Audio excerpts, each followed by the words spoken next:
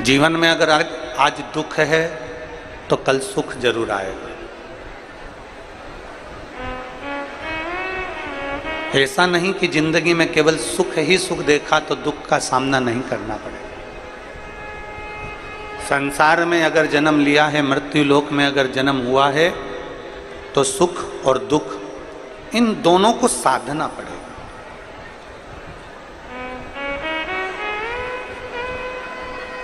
अगर संसार में जन्म लिया है, मृत्यु लोक में अगर आप और हम जन्मे हैं, तो सुख और दुख को साधना पड़ेगा।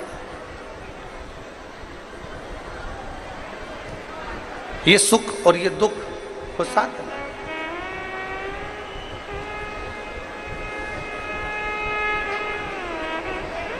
भगवान राम जी के जीवन में भी दुख आया,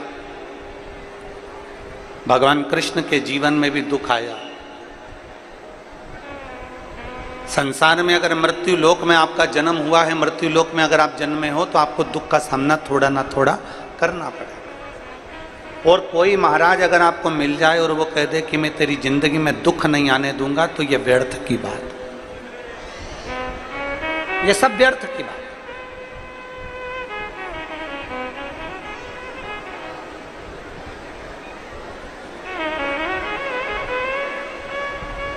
किसी को हाथ दिखाने से अच्छा है हाथ में एक लोटा जल पकड़ो और शंकर के मंदिर जाना चालू करो, तो तुम्हारा दुख अपने आप कट जाएगा।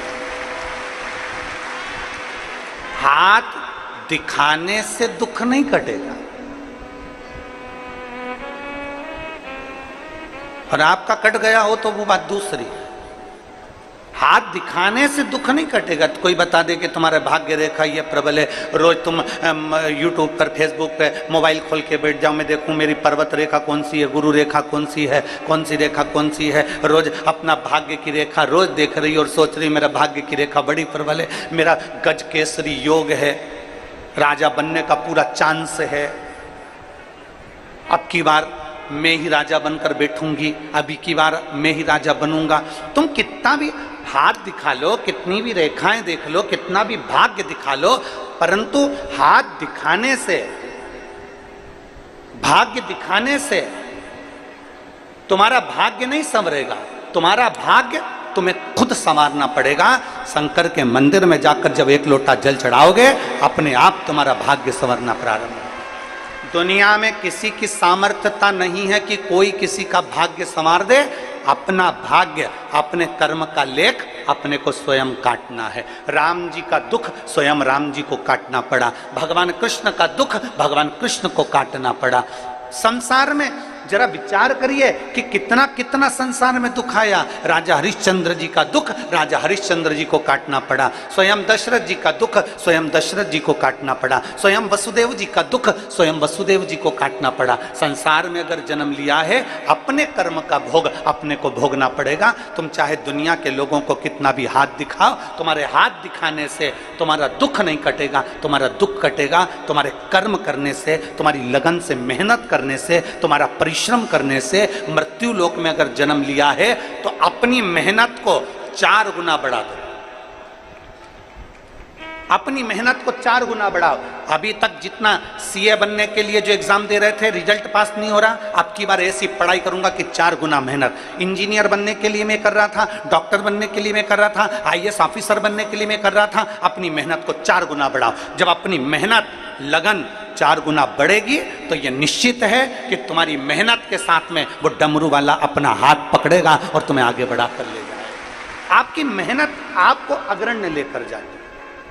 दुनिया का कोई महाराज, दुनिया का कोई बाबा संसार में जन्म नहीं लिया जो तुम्हारा दुख काट दे। अपने दुख को अपने को काटना है, अपना भजन अपने को करना है। हमने पहले भी कथा में कहा था, अगर हमारे को खांसी आई तो हमको खांसना पड़ेगा, हमको छींक आई तो हमको छींकना पड़ेगा, हमारे पेट में दर्द हुआ तो गोली हमको खाना पड़ेगा। उसी तरह हमारे जीवन में दुख आया तो कोई दुख नहीं काटेगा हमारा दुख, हमें शंकर को एक लोटा जल चढ़ा चढ़ा कर अपनी मेहनत कर कर काटना पड़ेगा। अपना दुख अपने को काटना, कोई दूसरा नहीं काटने वाला। किसी की सामर्थ्य नहीं कि तुम्हारे दुख को काट दे। बस इतना जरूर करना कि मत बुरे कर्म कर बंदे, वरना पछताएगा। भगवान की आंखों से बच नहीं पाएगा, तू बच नहीं पाएगा। अरे ओ अज्ञानी मत करना। अपने दुख को, अपन को स्वयं काट, स्वयं।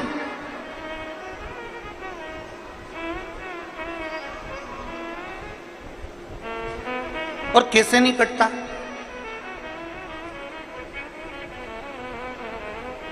घर में बैठे रहोगे, हे नांदेड़ वालों, मेरी नांदेड़ की सारी जीजियां और सारे मेरे जीजा, सारी बेटियां और बेटा, मेरी माताएं, मेरे भाई, सब बोलिएगा।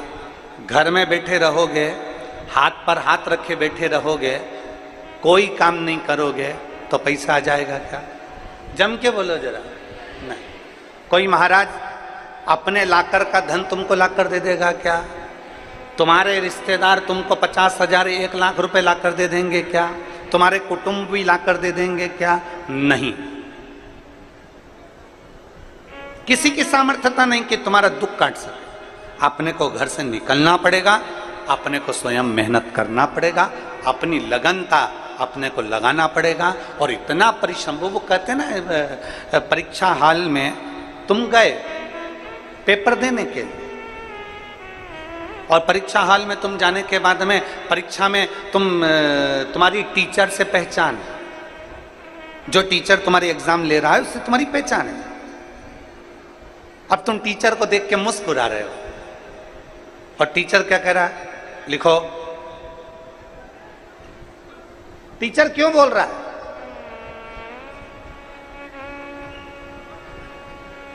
टीचर क्यों बोल रहा है कि लिखो? क्योंकि तेरी कॉपी में तू लिखेगा, कुछ भी लिख, पर लिख, कैसा भी लिख, पर लिख। लिखना तुझे पड़ेगा, तुझे याद नहीं है तो भी लिख। कॉपी तो भर, कॉपी भरेगा तो टीचर से अगर पहचान है तो तूने अगर कॉपी भर दी तो कैसे ना कैसे तुझे नंबर दे ही देगा। पर अगर कॉपी नहीं भरेगा, तू अगर लिखेगा ही नहीं तो टीचर नंबर कहां से देगा? बोलो सही है कि गलत है? जम के तो बोलो जरा। तुम्हें लिखना पड़ेगा स्वयं। टीचर से कितनी भी पहचान हो, स्कूल में कितनी भी पहचान हो, किसी व्यक्ति से कितनी भी पहचान हो, पर टीचर कहेंगे कॉपी तो भरो। भले कुछ नहीं आता, तुम्हारी मर्जी पड़े जो लिख दो, पर लिखो तो। तुम तो नांदेड़ का इतिहास लिख दो।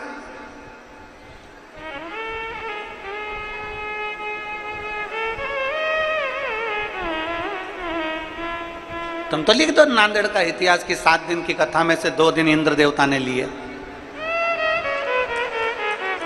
उसमें क्या दिक्कत? पर तुम भी गजब हो रहे। पूरे नांदेड़ वाले समझ रहे थे कि तुम सब अपने अपने घर चले गए,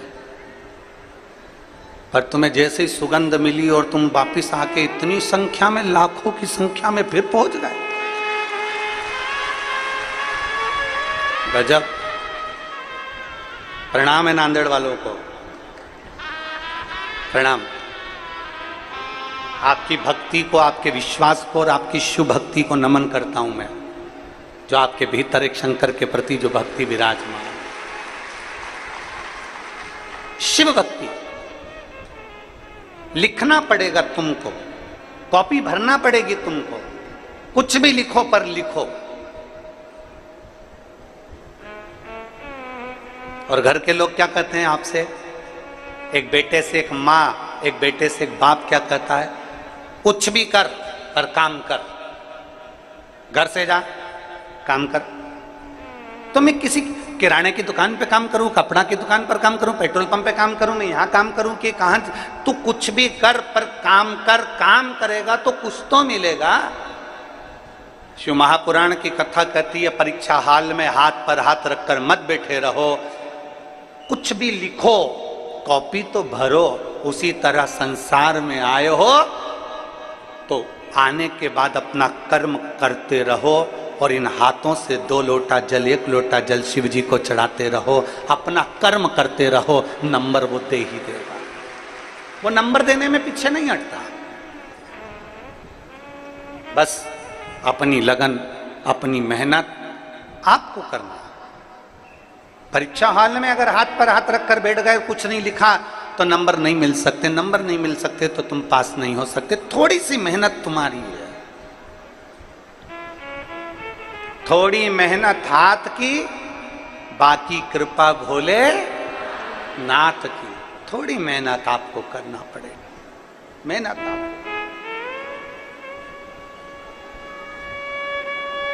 अब सौंप दिया इस जीवन का सब भार तुम्हारे,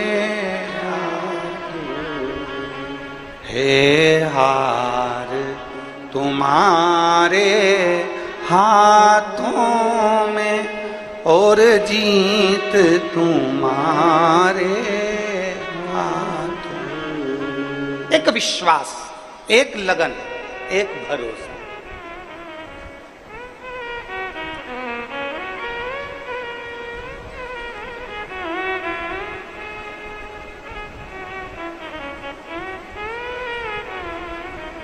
आज एक व्यक्ति ने प्रश्न किया, अच्छा प्रश्न था, प्रश्न में कोई गड़बड़ी नहीं थी।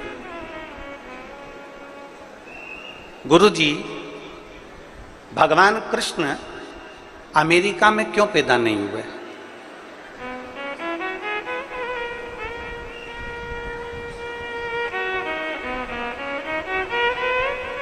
भगवान कृष्ण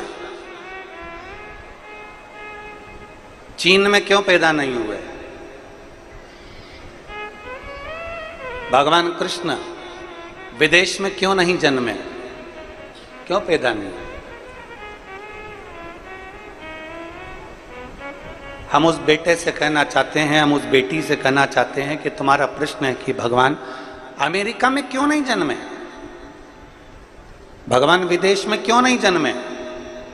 क्योंकि विदेश में रहने वाले व्यक्ति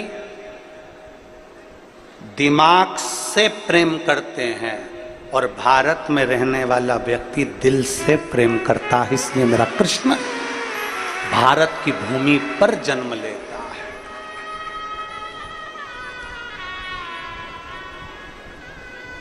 कृष्ण अमेरिका में इसलिए नहीं जन्मे क्योंकि वहां के लोग दिमाग से प्रेम करते हैं। ये इससे मुझे क्या फायदा होगा, इससे मुझे क्या लाभ होगा?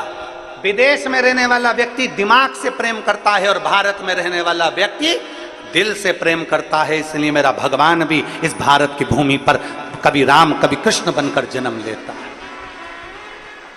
दिल से प्रेम किया जाए। यहां भाई भाई से प्रेम करता है, यहां एक स्नेह जनमानस का रहता है, एक स्नेह।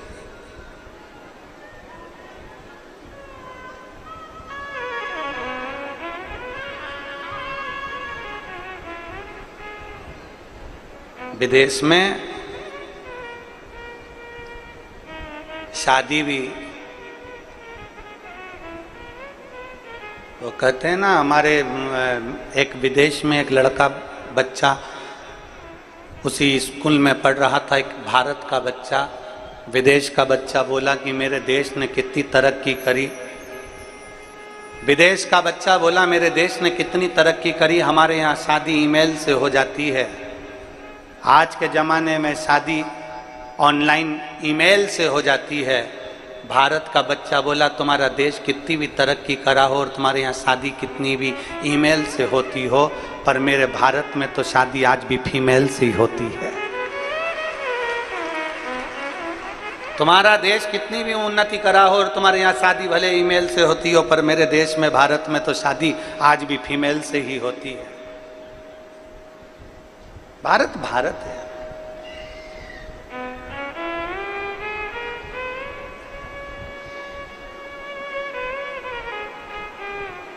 एक लगन, एक मेहनत, एक परिश्रम, विश्वास का विश्वास।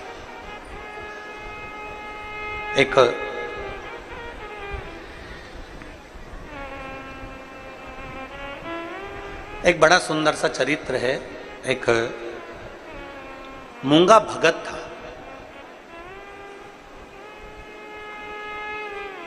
जिसका नाम मूंगा था, मूंगा भगत। और दक्षिण का रहने वाला था।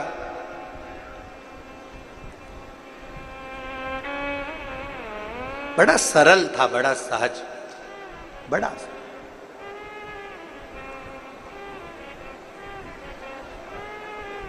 आज के आडंबर से वो बहुत दूर था, बहुत दूर। उसका सबसे प्रबल था भगवान शंकर के प्रति विश्वास, उसका सबसे प्रबल था भगवान शिव के प्रति भरोसा, बहुत दृढ़, बहुत। शंकर भगवान के शिवलिंग पर जल चढ़ाए बिना वो पानी नहीं पीता था। भगवान शंकर के शिवलिंग का भजन करे बिना, स्मरण करने बिना, शिव की स्तुति करे बिना वो कहीं जाता नहीं था। शंकर भगवान की अविरल भक्ति में दिन भर डूबा रहता, दिन भर।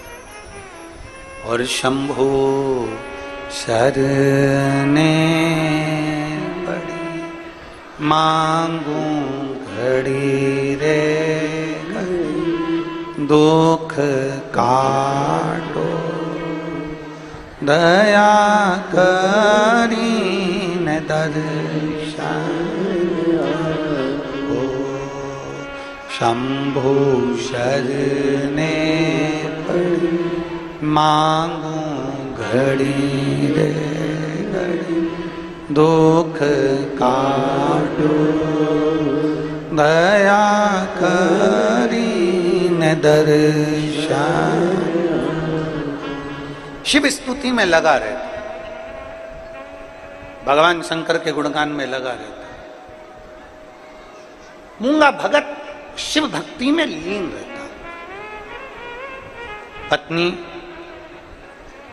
बच्चे सब अपने शंकर की भक्ति करते, स्मरण करते और परिवार में अच्छे से रहते।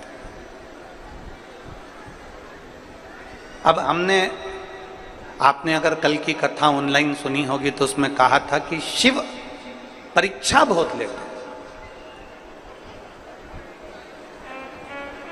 किस किसने सुनी थी कल की कथा? मोबाइल पर आस्था चैनल पर सुनी थी सबने? रखवा। हमने उसमें कहा था कि शंकर परीक्षा बहुत लेते,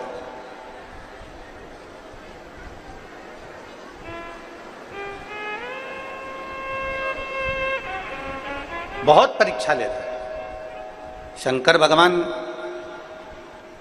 ऐसे ही अपना नहीं बना लेते। शिव के करीब में जाने के लिए शिव जैसा विश्वास, शिव जैसी सामर्थ्यता, शिव जैसी लगन, शिव जैसी श्रद्धा और शिव जैसी भक्ति होना जरूरी है।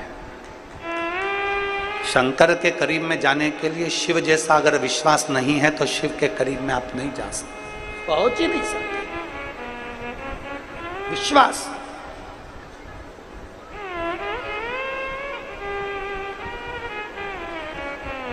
और जितनी मेरी जीजियां बैठी हैं, जो मेरे भाई बैठे हैं, मेरे जीजा बैठे हैं, अगर एक लोटा जल चढ़ा रहे हो तो ये तैयारी कर कर रखना कि तुम्हारी परीक्षा जरूर है। हारना मती। ये नहीं कि 1 महीना मंदिर चले गए, 2 महीना मंदिर चले गए, 3 महीना मंदिर चले गए, 4 महीना मंदिर चले गए, 5 महीना मंदिर चले गए, फिर मंदिर नहीं गए। ना, हारना नहीं। एक पत्र है,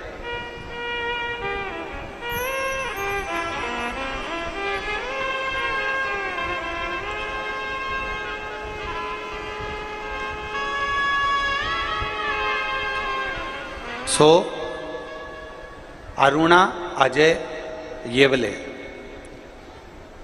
निवासी वर्धा नागपुर से हैं। कहीं बैठे हों तो हाथ हिला सकते हैं। सो अरुणा अजय येवले, निवासी वर्धा नागपुर के निवासी हैं। कहीं बैठे हैं क्या? हाँ ठीक है, दिख गए, हाथ हिला दो। बच्चे आए हैं क्या साथ में? बच्चे लोग आए हैं क्या साथ में? अगर आए हों तो यहाँ व्यासपीठ पे ले आओ। गुरुदेव, मेरी बेटी की शादी को 11 साल हो गए थे, संतान का सुख नहीं था। मेरी बेटी विदेश में आबू धाबी को जॉब करती है और दामाद भी वहीं रहते हैं। मेरी बेटी आपकी कथा यूट्यूब पर सुनती है, छुट्टी के दिन शिव मंदिर जाकर एक लोटा जल चढ़ाती है। मैंने नागपुर में जब आपकी कथा हुई तो मैंने अपनी बेटी से कहा कि मैं यहाँ पर कथा पंडाल में बैठ के सुन रही हूँ और तू आबू धाबी में बैठकर उस कथा का लाभ ले। मेरी बेटी ने आबू धाबी के ऐसा कोई हॉस्पिटल नहीं था जिसमें जांच नहीं कराई, चेकअप नहीं कराया, फिर भी उसको संतान का सुख 11 साल तक नहीं आया। तब मैंने मेरी बेटी के लिए और मेरी बेटी ने अपने गर्भ से संतान हो उसके लिए मोबाइल पर यूट्यूब पर मोबाइल को रखकर आसन बिठाकर कथा को श्रवण करा। मेरी बेटी ने तो पहले कह दिया, मेरे दामाद ने कह दिया, मम्मी हमने इतने बड़े बड़े हॉस्पिटल में दिखा लिया तो ये शिव पुराण से कैसे बच्चा हो जाए? शिव पुराण से क्या सुनने से क्या संतान की प्राप्ति हो सकती है? मैंने मेरे दामाद और बेटी से कहा, एक बार विश्वास कर कर तुम कथा तो सुनो, अगर तुम्हारा विश्वास पक्का है तो ये मैं कहती हूं कि तुम्हें संतान जरूर होगी। और बाबा कभी भी झोली खाली नहीं छोड़ता। मेरे बाबा ने ऐसी कृपा करी गुरुदेव, मैंने नागपुर में कथा सुनी, मेरी बेटी ने आबू धाबी में कथा सुनी और 7 जुलाई 2024 को मेरी बेटी को भगवान ने 2 बच्चे दिए, एक लड़का और एक लड़की, जुड़वा हुए। मैं बाबा को धन्यवाद देने के लिए यहाँ आई हूँ। मैं बाबा को क्या वर्णन करूं गुरुदेव? आपकी एक लाइन बड़ी सुंदर है, उस लाइन को आप और हम सब दोहराएंगे। कोई जल्दी बनता है, कोई देर से बनता है, लेकिन शिव को जल चढ़ाने वाला एक दिन सेठ जरूर। शिव को जल चढ़ाने वाला। मैंने अपनी बेटी के दोनों बच्चों का फोटो लगाया है गुरुदेव, आप लोग भी LED पर, आस्था चैनल पर वो दोनों बच्चों के फोटो और उसकी मम्मी बच्चों को लेकर बैठी आबू धाबी में। उसका अगर विश्वास पक्का है, अगर भरोसा पक्का है, भरोसा निश्चित है, दृढ़ है, और भरोसा यदि प्रबल है तो शिव क्यों ना मिले? शंकर कैसे ना मिले? एक विश्वास अपने भीतर प्रकट करिए। और यहां जितनी संख्या में आप लोग कथा श्रवण करने के लिए आए हैं, पंडालों में भले जगह नहीं हो, आप लोग पंडाल के बाहर अपना अपना छाता लगाकर, अपना अपना आसन बिछाकर, पन्नी बिछाकर, जो भी बिछाकर आप लोग बैठे हुए हो, एक विश्वास मानकर कथा सुनना कि अगर दिल से ठीक है, 2 दिन की कथा अगर निकल भी गई तो कोई दिक्कत नहीं। कहते हैं कि पीछे के दिनों में जब मेहमान जाते हैं तो कुछ ना कुछ बच्चों को देकर जाते हैं, तो मेरा बाबा तुमको भी देकर जरूर जाए। एक विश्वास, एक भरोसा, एक दृढ़ता अपने भीतर धारण कर कर कथा का रसपान करिए और अपने जीवन को सार्थक बनाइए। प्रयास करो। हम उस शंकर की भक्ति में डूबे। भरोसा आपको करना है, विश्वास आपको रखना, दृढ़ता आपको रखना। और बिना भरोसे के, बिना विश्वास के परमात्मा कैसे मिल सकते? कैसे? मैंने तेरे ही भरोसे बाबा, तेरे ही भरोसे हवा विच उड़ते जावांगी बाबा, डोरे को छड़ना कटी जावांगी। भोले मैं तेरी पतंग, शंभो मैं तेरी पतंग। जी बोल रही हैं, हमने इतनी विदेश के डॉक्टरों को भी दिखाया, परीक्षा इतनी ली बाबा ने, पर संतान का सुख नहीं हुआ। जब विश्वास शिव पर करा तो मेरे बाबा ने 2 दे दी। ये शिव की कृपा। शिव करुणा सागर है।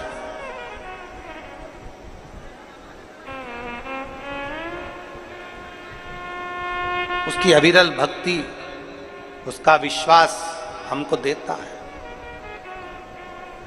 दक्षिण में रहने वाला वो मूंगा भगत शिव की भक्ति में डूबा रहता और उसका एक विश्वास था, शंकर को जल चढ़ाए बिना पानी नहीं पीता। शिव को जल चढ़ाए बिना जल ग्रहण नहीं करता था। जैसे अर्जुन, जैसे युधिष्ठिर, अर्जुन और युधिष्ठिर का भी नियम था कि शंकर को जब तक जल ना चढ़ जाए तब तक जल ग्रहण नहीं करते थे। अर्जुन और युधिष्ठिर तो द्वापर की बात है, स्वयं हमारे शास्त्र वर्णन करते हैं। मेरे राम जी महाराज भी वन में जब 14 वर्ष के लिए मेरे राघव जी जब वन के लिए गए, मेरे राम जी महाराज जब तक के पार्थिव शिवलिंग का निर्माण नहीं कर लेते, उसकी पूजन नहीं कर लेते, जल नहीं चढ़ा लेते, तब तक मेरे राम जी भी मुख में जल ग्रहण नहीं करते थे। ऐसा नियम मेरे राम जी का था। विश्वास मेरे राम जी पर, विश्वास मेरे राम जी का।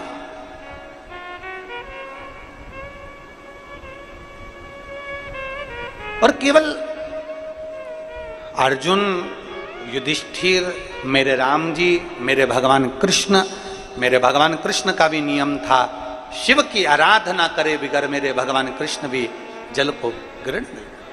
शिव आराधना मूल है, शिव आराधना। शिव की आराधना बिना कुछ भी नहीं, कुछ नहीं।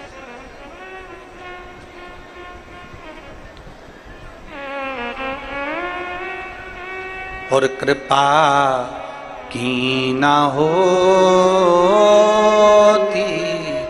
जो आदत तुम्हारी, तो सुनी रहती अदालत तुम्हारी। गरीबों के दिल में जो जगह तुम न पाते, किस दिल में होती इबादत तुम्हारी।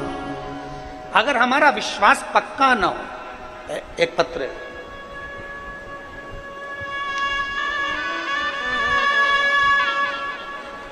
मेरा नाम शुभांगी नरेश भगत है।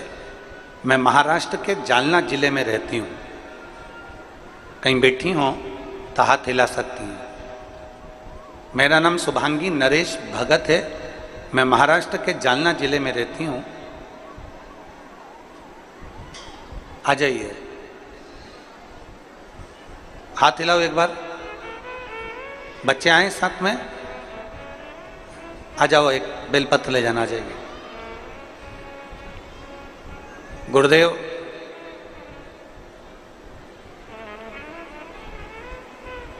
मुझे शादी के 6 साल निकल गए, संतान प्राप्ति नहीं हुई। 6 साल तक मैंने बहुत प्रयास करा, डॉक्टरों का इलाज भी करवाया, और बाबा की कृपा ऐसी हुई कि जब शिव की आराधना करना प्रारंभ करा तो बाबा ने मुझे संतान दी।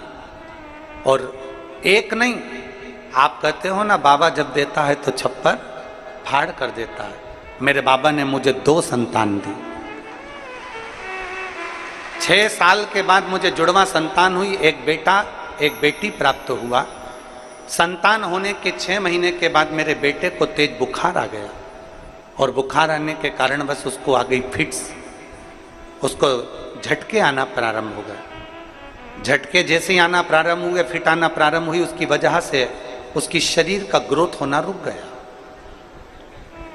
डॉक्टरों का इलाज करवाया तो डॉक्टर कहने लगे इसको फिट के कारण, मिर्गी के जो दौरे आ रहे हैं, फिट आ रहे हैं, इसके कारण बस अब इसका विकास नहीं होगा, ये धीरे धीरे ऐसा ही डल होता चले जाए।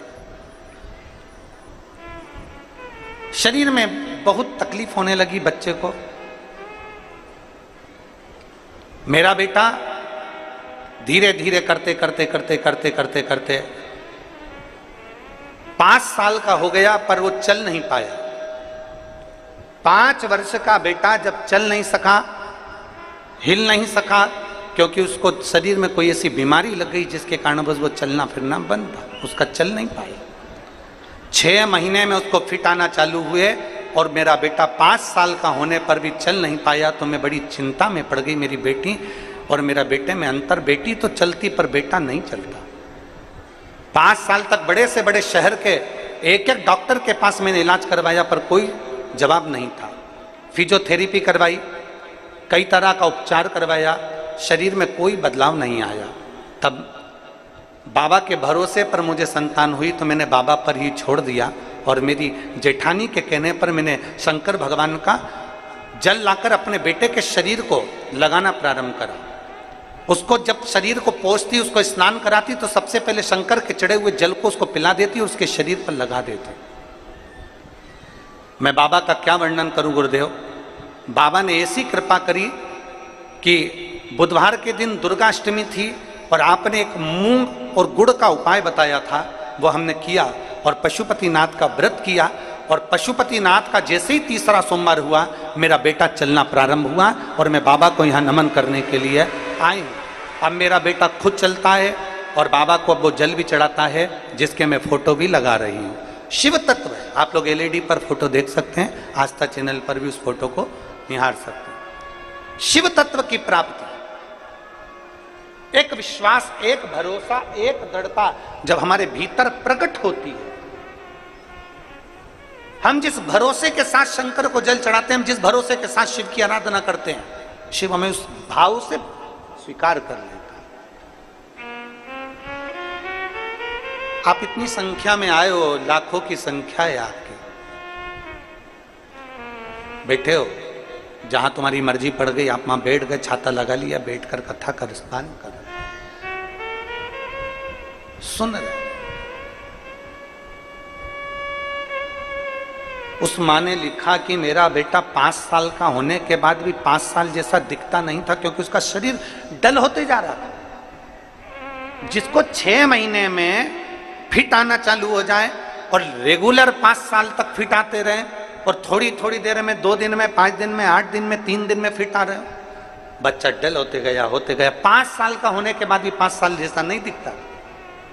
पर जब हम उसके आश्रित होते हैं, उसके आश्रित क्यों ना पाते।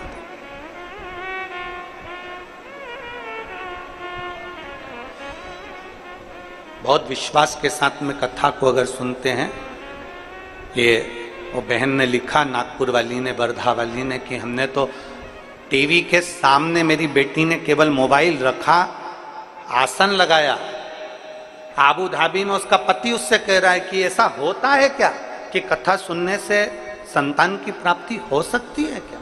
उसका पति आबू धाबी में बोल रहा है और बेटी कह रही है कि मेरी मम्मी नागपुर में कथा सुन रही है और मैं भी यहाँ पर कथा सुनूंगी। और आबू धाबी में मोबाइल रखकर मेरी बेटी ने पूरी कथा, 5 दिवसीय कथा का लाभ लिया और मेरे बाबा ने सुना। विश्वास, भरोसा, दृढ़ता, इसमें सियोर वाले महाराज ने कुछ नहीं किया और सियोर वाले महाराज की सामर्थ्यता भी नहीं है कि कुछ कर दे। इसमें आपकी सामर्थ्यता है, इसमें आपका भरोसा है, इसमें आपका विश्वास है, इसमें आपकी दृढ़ता है। और जब भरोसा और विश्वास और दृढ़ता प्रबल होती है, जब विश्वास दृढ़ होता है, तो मेरा शिव मिलता जरूर। आ जाओ।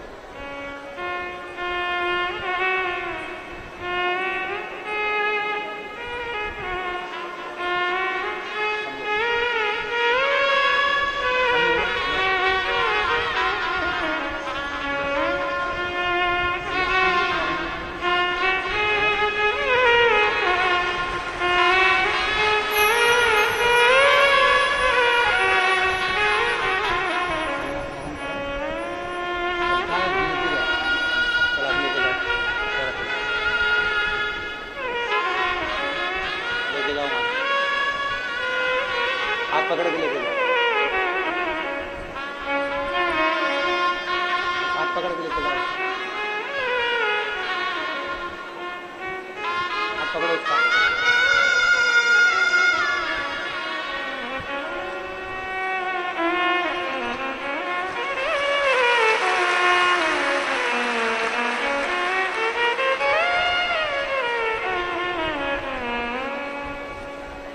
मैंने तेरे ही भरोसे बाबा तेरे हवा बिच उड़ती जवानी बाबा डोर छड़ी में कटी जवानी। विश्वास, मूंगा का भरोसा प्रबल था। दक्षिण में रहने वाला वो मूंगा भगवत का भरोसा प्रबल था। बिना शिव को जल चढ़ाए आचमन नहीं करता था, जल नहीं पीता। एक नियम आप भी बनाओ अपनी जिंदगी में कि मुझे शंकर के मंदिर जाना है। कई पुरुष कहते हैं, कई मेरी बेटियां, कई मेरी बहनें कहती हैं कि हम ऑफिस जाते हैं तो शंकर के मंदिर कैसे जाएं, घर का काम करना, जल्दी से हमें ऑफिस जाना, जल्दी से हमें ऑफिस जाना। मेरा बेटियों से निवेदन है, मेरे भाइयों से निवेदन है, जो ऑफिस जाते हैं उनसे निवेदन है, शिव के मंदिर नहीं जा सकते तो एक काम जरूर करो, ऑफिस जाते समय घर से जब निकलो तो घर के पास में जो शंकर का मंदिर है उस मंदिर के सामने से उसके सामने मुस्कुराते हुए निकल जाओ तो भी मेरा शिव स्वीकार कर।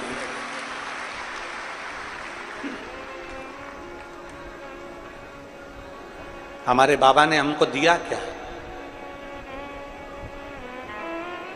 हमारे शंकर ने, हमारे शंभू ने, हमारे त्रिकालदर्शी कैलाशी अविनाशी ने हमारे चेहरे पर हमको स्माइल दी है, हमारे चेहरे पर हमें मुस्कुराहट दी है।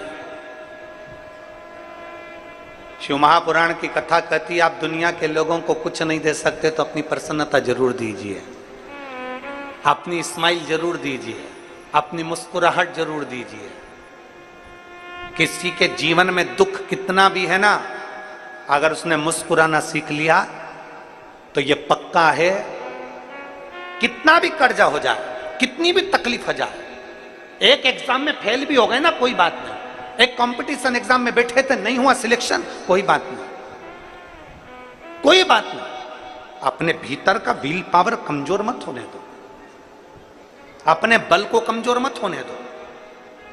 दुख है ना, कर्जा हो गया ना, तकलीफ आ गई ना, थोड़ा कष्ट आ गया ना, पीक नहीं हुई ना, फसल नहीं हुई ना, थोड़ा घाटा लग गया ना, कोई बात नहीं, अपने चेहरे की प्रसन्नता खत्म मत होने देना। शंकर के मंदिर में जब भी जाना लोटा भर के जल चढ़ाने तो मुस्कुरा कर जाना, तो शंकर जी को भी लगेगा कि इतनी दुखी होने पर भी मुस्कुराती है, मैं तुझे वर देता हूं कि अब तुम मुस्कुरा,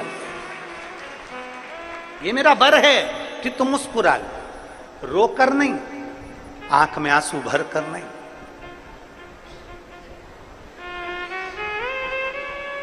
प्रसन्न रहे, जिंदगी का सबसे बड़ा सुख है प्रसन्नता।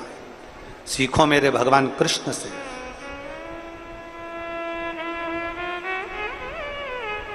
प्रसन्नता अगर सीखना है तो मेरे भगवान कृष्ण से सीखो, जिनकी सग्गी बुआ का लड़का 99 गाली दे देता है। सीखना है तो भगवान कृष्ण से सीखो, जिनकी सग्गी बुआ का लड़का 99 गाली दे रहा है और भगवान कृष्ण के चेहरे पर सल नहीं है और वो मुस्कुरा रहा है।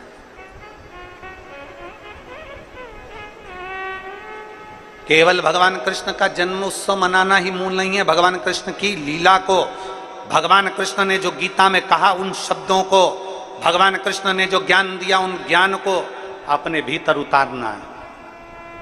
99 गाली भगवान कृष्ण के बुआ के लड़के ने दे दी और भगवान कृष्ण के चेहरे पर सल नहीं था, मुस्कुरा रहे थे और 100 गाली पूरी हुई और उस बुआ के लड़के का सिर कट जाता है। भगवान कृष्ण की कथा कहती है, दुनिया के लोगों को गालियां देने दो, ताने कसने दो, अपशब्द कहने दो, तुम अपने चेहरे की स्माइल खत्म मत होने देना। जैसे मेरी बुआ के लड़के का सिर कटा, एक दिन उसका भी कट जाएगा। बकने दो, अपशब्द करा कहने दो, ताना दे रहा देने दो, गाली दे रहा देने दो। हम पहले भी कहते आए, आग लगे बस्ती में, जरा जम के बोलो, आग लगे बस्ती में, अपन रहो मस्ती में, क्या किसको रोइए और चादर तान के सोइए। क्या करना आपने?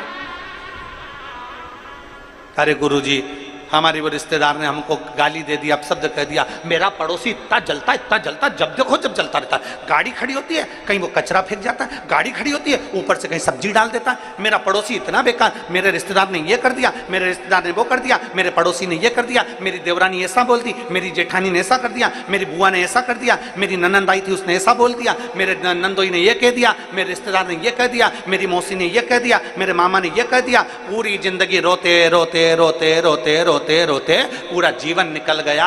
मुस्कुराओगे कब? कितना भी दुख हो, ननंद ताने दे रही है, नंदोई ताने दे रहा है, देवरानी ताने दे रही है, जेठानी ताने दे रही है, सास ताने दे रही है, रिश्तेदार ताने दे रहे हैं, अपशब्द कर रहे हैं, गाली दे रहे हैं, देने दो। तुम तो अपनी मस्ती में जियो, अपना टाइम क्यों बर्बाद करते हो? जितना तुम्हें ताने दिए जाए उतनी जोरदार खजूर की चोटी बना के पीछे जूड़ा बांध के चकाचक चलो। जितना ताना मिले, जितना मिले। कर्जे में हो गए, बहुत कर्जा हो गया, दुनिया के लोग अपशब्द कर रहे हैं, ताने दे रहे हैं, गालियां दे रहे हैं, कर्जे में हो गए, बिल्कुल प्लान मत करना कि कई लोग कहते हैं मैं बहुत कर्जे में हो गया, अब तो मैं मर जाऊं। तभी अभी बीच में हमने एक कोई ने हमको मैसेज भेजा था, कोई एक पति पत्नी बहुत कर्जे में हो गए थे, कहीं उत्तर प्रदेश का था, और मालूम पड़े वो दोनों ने गंगा जी में कूद कर अपने प्राणों को त्याग दिया, और इतने कर्जे में। हम उनसे कहना चाहें, एक एक बेटा बेटी से निवेदन करना चाहें, ये कर्जे में होने के बाद मरना इसका सोल्यूशन नहीं है। कर्जे में हो गए ना, कर्जा किसने करा? तुमने। चुकाओगे कौन? तुम। तो थोड़ी मेहनत ज्यादा करिए, परिश्रम ज्यादा करिए, और बाबा पर भरोसा ज्यादा करिए। एक ना एक दिन वो कर्जा चूकेगा और तुम आनंद से अपनी जिंदगी जिए। क्यों? मैं बड़ी दुखी हो गई, अब मैं मर जाऊं तो अच्छा। क्यों मरना? मेरे घर के लोग बहुत अपशब्द कहते हैं, गुरुजी मैं बहुत तकलीफ में हूं। हम कह रहे हैं वो अपशब्द कर रहे हैं तो तू तकलीफ में क्यों है? वो जितनी गाली दे तू उतना जोरदार पराठा बना के खा आलू का। और हमारे महाराष्ट्र में तो पूरण पोली बनती है, और वो भी आमठी के साथ। और महाराष्ट्र के लोग जैसा दुनिया में कोई नहीं हो सकता, ये समय समय पर मिर्ची का ठेसा भी बना देते हैं। और तू अभी से घबरा रही है? घबरा रही है तू? एक मुंह से शब्द मत के। सास गाली दे रही है, परिवार वाले गाली दे रहे हैं, आप शब्द कर रहे हैं, मुख से एक शब्द नहीं निकलना चाहिए। अंदर जाओ, मिर्ची का ठेसा बनाओ, मिर्ची रखो और कूट कूट के ठेसा बनाओ। मुंह से मत बोलो, मिर्ची का ठेसा बनाओ और एक बगार जोरदार लगाओ। जब बाहर दांत जाए आछी आछी, तब लोगों को मालूम पड़े गुस्से में है, ठेसा है, गुस्से।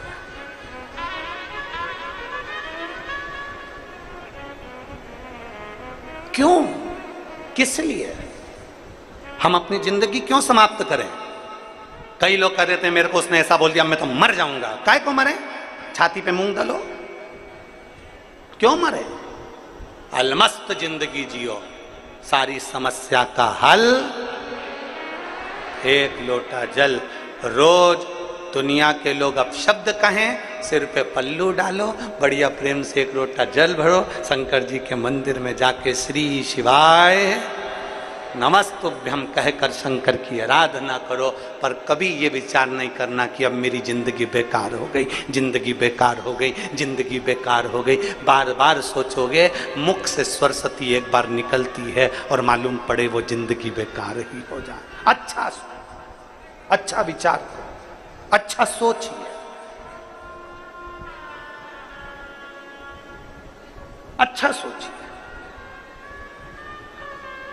एक पत्र है,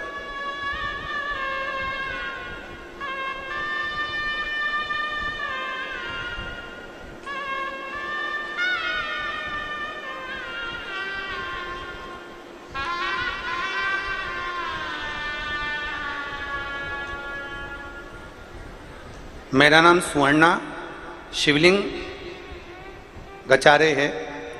मैं पल्ली बैजनाथ की रहने वाली हूँ। मेरा नाम स्वर्णा शिवलिंग गचारे। कहीं बैठी हो तो हाथ हिलाइएगा, ठीक है? बच्चा आया है साथ में, आए हो तो लेकर आ जाइए, आप भी आ जाओ, एक बेलपत्र ले जाना। परली बैजनाथ से आई हूं। 13 साल तक बच्चा नहीं हुआ गुरुदेव। परिवार वाले, नातेदार, रिश्तेदार सब मुझे टोका करते। गुरुदेव, जब 13 साल तक बच्चा नहीं हुआ, मैं बाबा से रोज प्रार्थना करती थी कि मैं कहीं बाहर नहीं जा सकती, आप कि ऐसी कृपा कर दो कि हमारे परली बैजनाथ में एक बार शिव महापुराण की कथा हो जाए, मैं भी पंडाल में बैठकर कथा सुन लूं और बाबा से मांग लूं। जब परली बैजनाथ में आपकी कथा हुई, सोमाणी जी कथा कराए, तब मैंने पंडाल में बैठकर कथा सुनी। इतना पानी बरसा गुरुजी उस कथा में, इतना पानी बरसा, पर हमने परली बैजनाथ की कथा पूरी पंडाल में बैठकर जब श्रवण करी और बाबा से विनती करी, बाबा मेरे घर 13 साल से संतान नहीं, तू कृपा कर दे। गुरुदेव, मंदिर जाना प्रारंभ कर दिया, एक लोटा जल चढ़ाना प्रारंभ कर दिया, और बाबा की कृपा ऐसी हुई कि 13 साल के बाद 25 नवंबर को मेरे घर में संतान का सुख हुआ। मैं बाबा को यहां धन्यवाद देने के लिए आई। 13 वर्ष के बाद।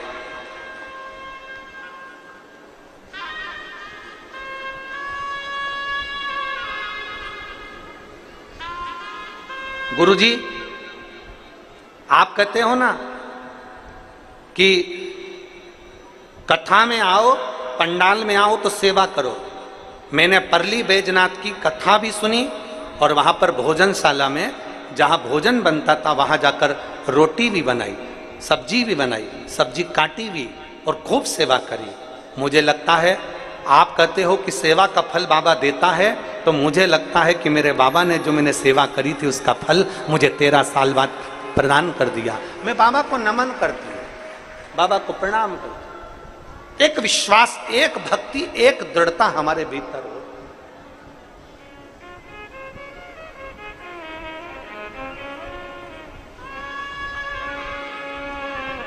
और जब विश्वास और भक्ति और प्रबल होगी तो शिव मिलेगा। मूंगा भगत अपनी भक्ति में तल्लीन था, तल्लीन। कुछ है नहीं है वो अपनी जगह, पर अपना विश्वास दृढ़ बनाकर रखा। मूंगा भगत का बेटा अपने मित्र के साथ में स्नान करने गया और तालाब में छोटा सा बेटा खेलते खेलते वो तालाब में पानी में डूब गया। मूंगा को नहीं मालूम।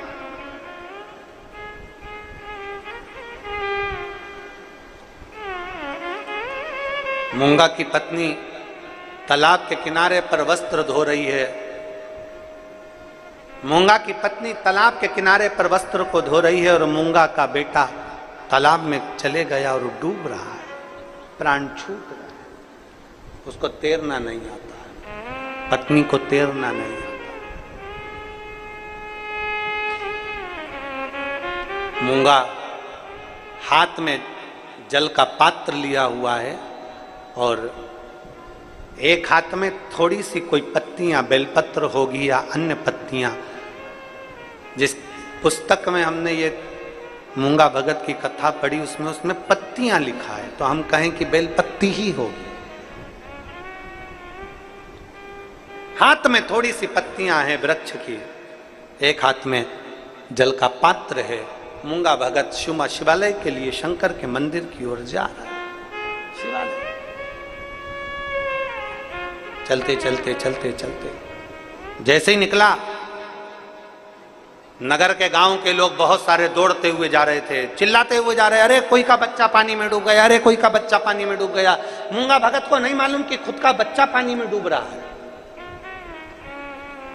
मूंगा भगत को नहीं मालूम कि मेरा बेटा पानी में डूब रहा है। चले जा रहे, अरे किसी का बेटा पानी में डूब गया, अरे किसी का बेटा पानी में डूब गया, अरे किसी का बेटा पानी में डूब गया। उसकी माँ भी साथ में खड़ी हुई है और बेटा पानी में डूब रहा है। पूरा गांव भागे चले जा रहा है, पूरा गांव चिल्लाते चिल्लाते जा रहा है। मूंगा भगत अपने हाथ में जल का पात्र है, बेलपत्र है, भगवान शंकर का नाम लेते लेते थोड़ा सा शब्द उसके कानों में गया कि किसी का बच्चा पानी में डूब रहा है। मूंगा भगत ने शब्द सुना और शब्द सुनते से पानी हाथ में पड़ा हुआ है, पत्तियां हाथ में रखी हुई है, शिव शिव शिव शिव शिव शिव कहता हुआ चल दिया। शिव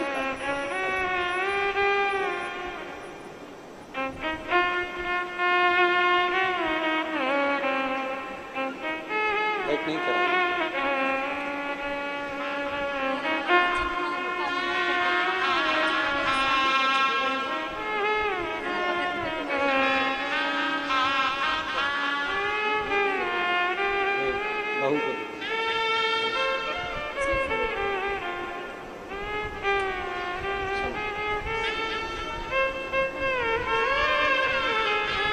प्रणाम प्रणाम।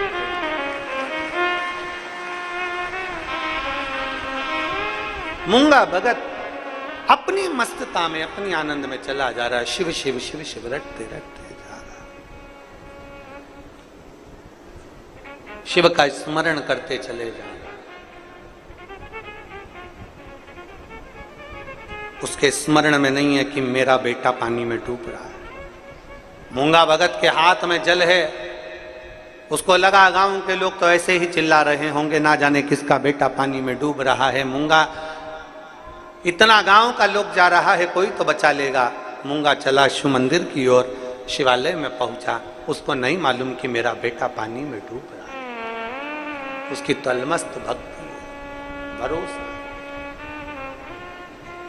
विश्वास।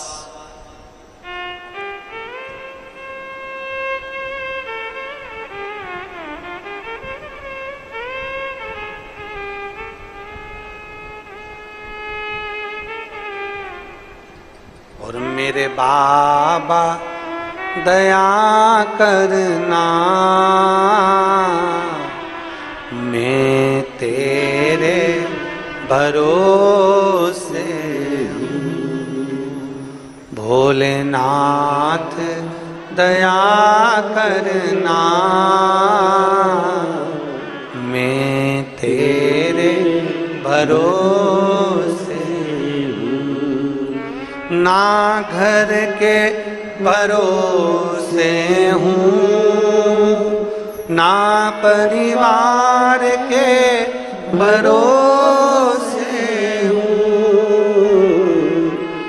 ना घर के भरोसे हूँ, ना परिवार के भरोसे हूँ। मेरे बाबा दया करना, मैं तेरे भरोसे हूँ। मेरे बाबा दया करना, मैं तेरे भरोसे हूँ।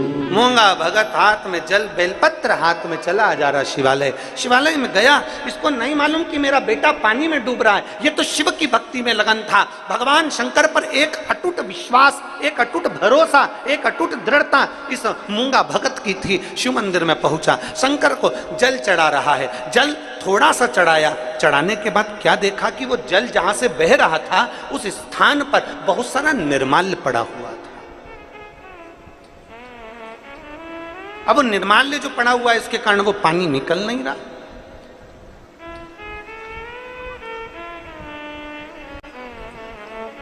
जो निर्माल्य पड़ा है पानी निकल नहीं रहा। अब पानी नहीं निकल रहा तो इसने देखा कि भाई पानी नहीं निकल रहा। इसने जल का लोटा नीचे रखा, बेलपत्री रखी और निर्माल्य जो जल के बीच में आ रहा था, जहां से पानी बहकर जा रहा था, वहां जो निर्माल्य पड़ा हुआ था उसको हटाने लगा। हटाते हटाते मूंगा भगत ने कहा भोले बाबा से, बाबा मैं जब आपको जल चढ़ाने आ रहा था तो गांव के लोग चिल्ला रहे थे कि किसी का बच्चा पानी में डूब रहा है। बाबा जैसे बहते हुए जल में से मैंने निर्माल्य को हटाया, ऐसी कृपा किसी का बच्चा अगर पानी में डूब रहा है ना बाबा, तो तू भी कृपा कर कर उसको पानी में से हटा देना, कहीं से उसको बचा दे। भक्त है, भक्त। शिव महापुराण की कथा कहती है, कभी जिंदगी में अगर शंकर का दर्शन करने को ना मिले तो कोई शिव भक्त का मात्र दर्शन कर लीजिए, मात्र दर्शन कर लीजिए, उसका भी फल हमारे यहां निश्चित है।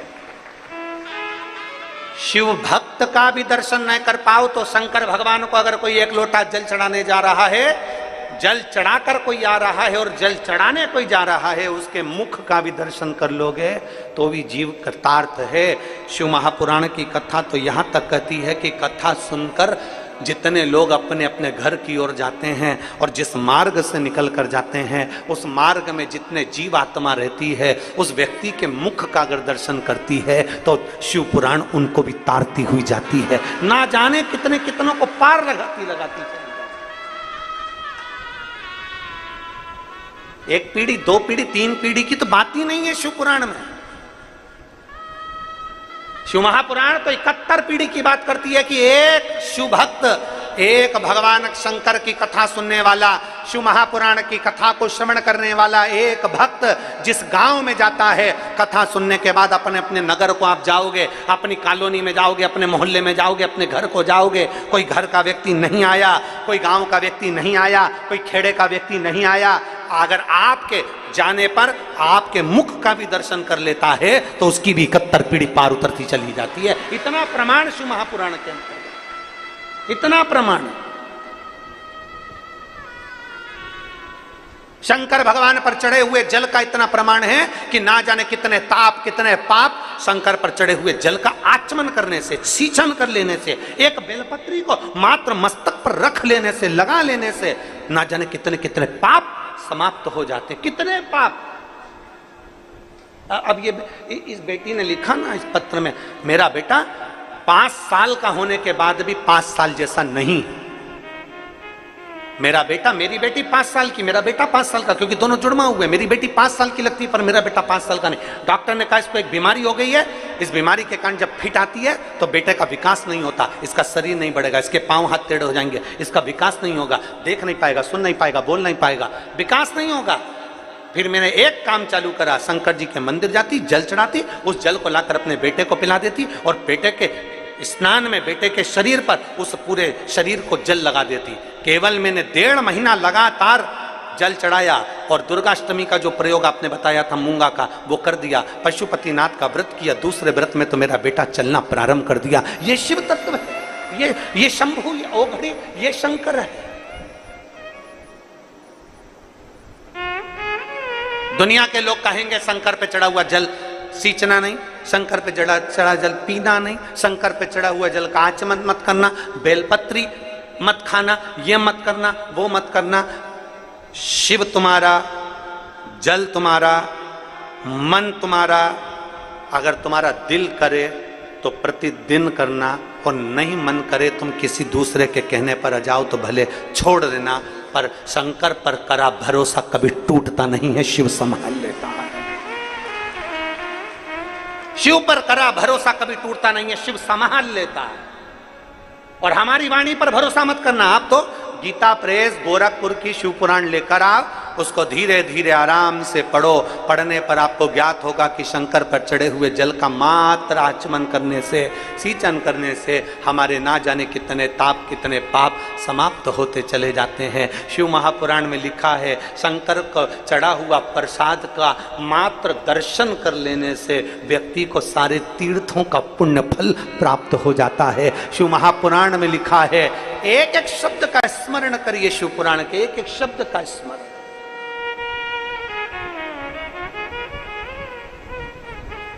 मूंगा ने कहा, बाबा मैं नहीं जानता किसी का बच्चा, मैंने आपके जो जलाधारी को साफ किया है इसमें से मैंने निर्माल्य हटाया है। बाबा आप कृपा करना, किसी का बच्चा पानी में डूब रहा हो तो उसको निकाल दे। अपने लिए नहीं मांगा, उसको नहीं मालूम था कि मेरा बेटा, उसको नहीं मालूम था कि मेरा पुत्र, उसको नहीं मालूम कि मेरा बेटा मेरा पुत्र।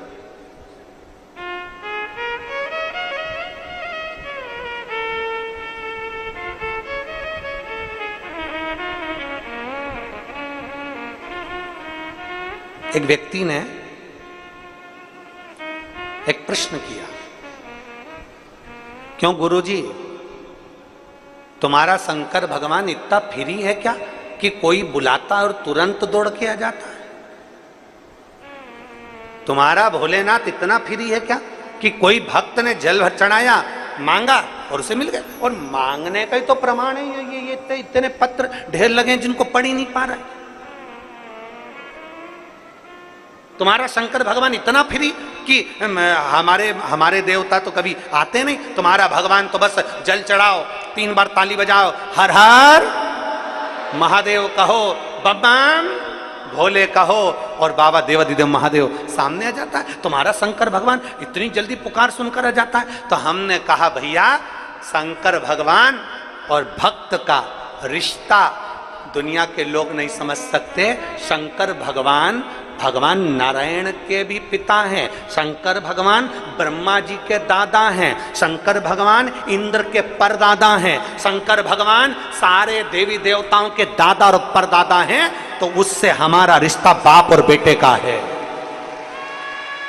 उससे हमारा रिश्ता बेटी और बाप का है।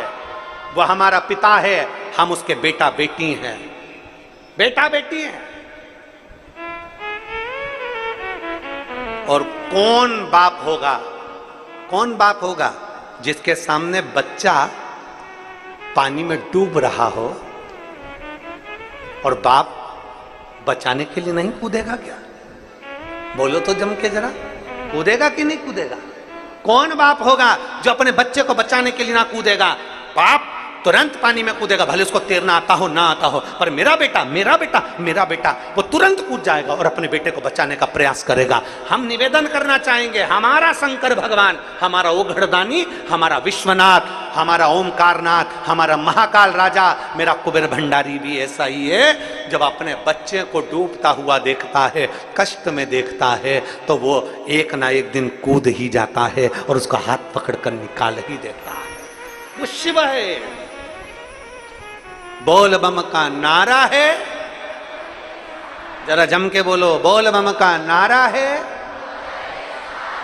वो शंकर, वो घड़ी, वो शिव है, उसको समझना कठिन।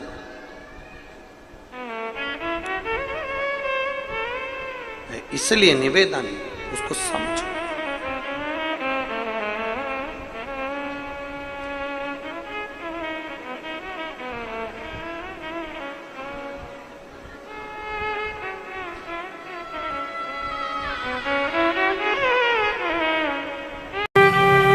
कितनी सुंदर सुंदर बात हमारे यहाँ शिव महापुराण वर्णन करती है। मांग में माता सिंदूर भर रही हैं, मांग में सिंदूरा भरा जा रहा है, मांग में कंकु भरा जा रहा है, मांग में सिंदूर भरा जा रहा है, और वो सिंदूर नाक पर गिरता है। वो सिंदूर नासिका पर गिर गया तो कहते हैं कि कोई काल आने वाला था पति के ऊपर, वो काल टल गया और नाक पर सिंदूर आया तो नारी का सौभाग्य और अखंड हो गया, ये शास्त्र कह रहा है।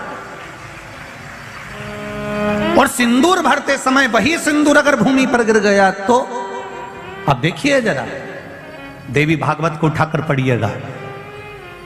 वो सिंदूर जो मांग में भरा जा रहा है और नाक पर गिर गया तो शुभ होगा, पति की उम्र बढ़ाएगा, घर में बच्चों का विवाह होने वाला होगा, कोई अच्छी सूचना आने वाली होगी। मांग में भरने वाला सिंदूर नाक पर आकर गिरता है तो कोई सूचना अच्छी मिलने वाली होती है, कोई बंधन कटने वाला होता है, कुछ अच्छा हमारे परिवार में होने वाला होता है, पति की उम्र बढ़ने वाली होती है, कोई रोग आने वाला था वो कट रहा होता है। और वही सिंदूर अगर भूमि पर मांग में भरते समय गिर जाता है तो समझ लो कि कुछ ना कुछ ऐसा काम होने वाला है कि मेरी आंख में आंसू आएंगे।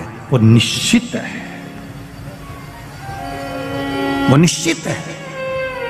चाहे वो किसी प्रॉपर्टी के चक्कर में हो, परिवार के चक्कर में हो, नातों के चक्कर में हो, पुत्रों के चक्कर में हो, बेटियों के चक्कर में हो, पति के चक्कर में हो, रिश्तेदारों के चक्कर में हो, कुटुंब मायका ससुराल के चक्कर में हो, पर निश्चित है कि नेत्र में जल जरूर आएगा, ये निश्चित था। क्योंकि भूमि पर वो सिंदूर अगर नाक पर गिरा है तो शुभ है, पर वही सिंदूर अगर भूमि पर गिरा है तो वो अशुभ है।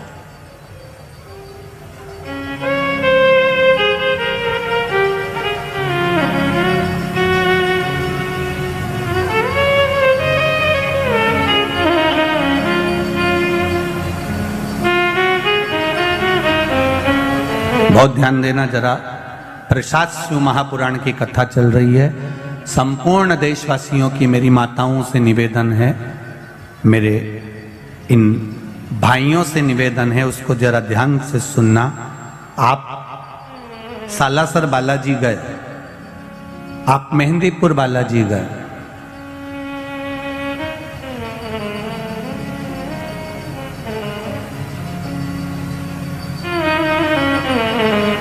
आप पावागढ़ की माता पर गए, आप किसी देवी मंदिर में दर्शन करने के लिए गए,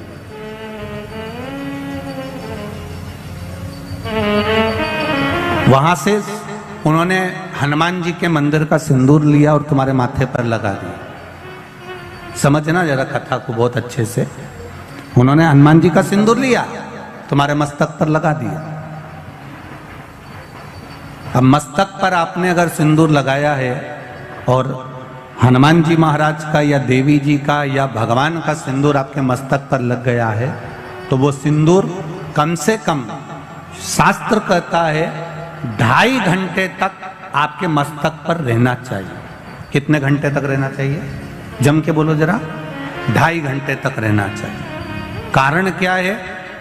भगवान के चरण का अगर कोई कुंकू या सिंदूर हमारे मस्तक पर लगाया गया है, वो 2.5 घंटे तक रहे, उसके बाद उस सिंदूर को किसी नैपकिन, कपड़ा या अन्य चीज से पोंछ देते हैं। पोंछने के बाद वो गलत जगह पर टंग जाता है, लोग उसका गलत हाथ का प्रयोग कर लेते हैं। वो जितनी जगह गलत जगह जाता है उतना दोष हमको लगते चले जाता है। इसलिए उस सिंदूर का क्रम है कि कोई पुष्प है, उस पुष्प से उस सिंदूर को लगा लिया जाता है, कोई पत्ती है उससे सिंदूर को लगा लिया जाता है, उस पुष्प को फिर विसर्जन में, अगर विसर्जन में नहीं रख सकते तो अपने घर में जो गमला होता है जिसमें पौधा लगा होता है, उस पौधे में उसको डाल दिया जाता है, जिससे वो सिंदूर उसमें मिल जाए और हमारे घर में सदा रहे। पर हमने कोई टाविल, होटल में ठहरे तो होटल के टाविल से पोंछ दिया, कहीं ठहरे थे तो दीवार से पोंछ दिया, कहीं लगा दिया, उसका दोष है,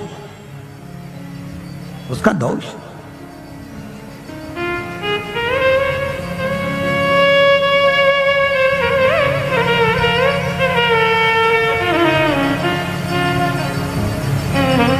कितना सुंदर बात कहा गया है। नारी मस्तक पर मांग में सिंदूर भर रही है, नाक पर गिरा शुभ है, जमीन पर गिरा शुभ है, जमीन पर गिरा वो अशुभ है, पर मांग का सिंदूर नाक पर आया। इसलिए आज भी बिहार में, जो लोग राजस्थान में, बिहार में, मारवाड़ में इधर उधर अगर आप लोग जाते होंगे तो जब कई बार आपने देखा होगा, आप जाइए जरा कहीं योग लगे तो दादी रानी सती के मंदिर पर जाइए, या आप कहीं झुंझुन जाइए, कहीं आप बिहार साइड, उत्तर प्रदेश साइड में जाएंगे तो माताएं जब मांग भरती है, जब वो छठ की पूजन करती है, कोई बड़ी पूजन करती है, तो सिंदूर थोड़ा सा नाक पर लगाकर सिर तक लेकर जाती है। चाहे बंगाल साइड में चले जाओ, चाहे आप यूपी में, चाहे बिहार में चले जाओ, नासिका पर सिंदूर का भाव आ जाता, जमीन पर नहीं गिर। चंचुला देवी जो पात्र लेकर जा रही है जल का, वो जमीन पर गिरता है। चंचुला देवी दूसरा पात्र उठाती है, फिर भगवान के मंदिर में पूजन करने जाती है। आपने उठा लिया, बाल्टी में से पानी भरा, कई लोग शंकर जी के मंदिर में पानी चढ़ाने की जल्दीबाजी होती है, तो बाल्टी में से पानी उठाया, पानी भरा, इतने में डालने जा रहे थे और बाल्टी में ही वो लोटा जो है, वो जल का पात्र जो है, कई बार हाथ से फिसल कर बाल्टी में ही गिर जाता है। मतलब समझो उसके पीछे कोई कारण हो सकता है।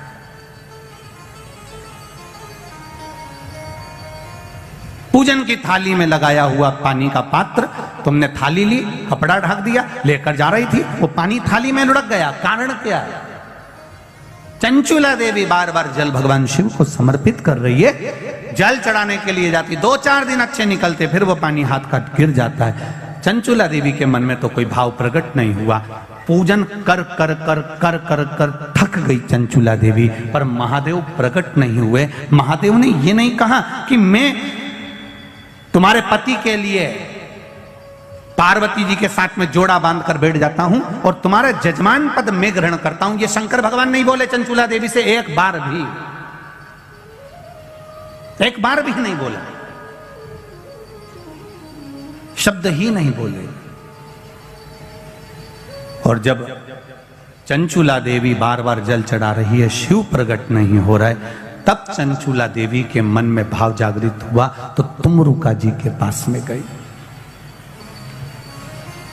बाबा तुमरुका जी के चरणों में जाकर निवेदन किया। श्री शिवाय नमस्तुभ्यम का जब जाप शिव महापुराण में हो, उसके बाद अपने दिल की बात बाबा से जरूर कहा।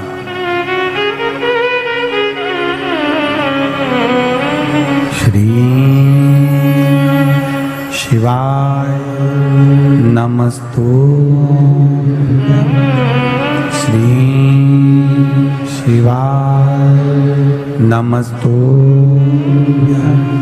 श्री शिवाय नमस्तुभ्यम, श्री शिवाय नमस्तुभ्यम, श्री शिवाय नमस्तुभ्यम। भोला सब दुख काटो, ओ भोला सब दुख काटो। शिव शंकर जपो तेरी माला, भोले बाबा जपो तेरी माला, भोला सब दुख काटो मारा। ओ भोला सब दुख काटो मारा। भगवान शिव की कथा कर रही है। चंचुला देवी तुमरुका जी के पास में पहुंच गई। अब तुमरुका जी ने पूछा, चंचुला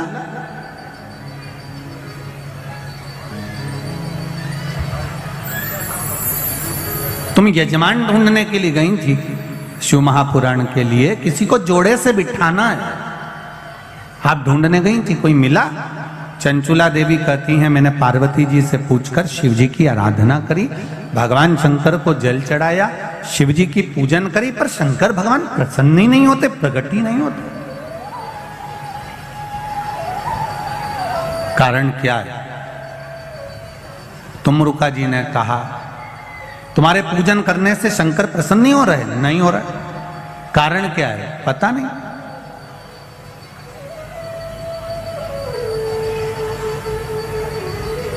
तुमरुका जी ने देवऋषि नारद को बुलाया।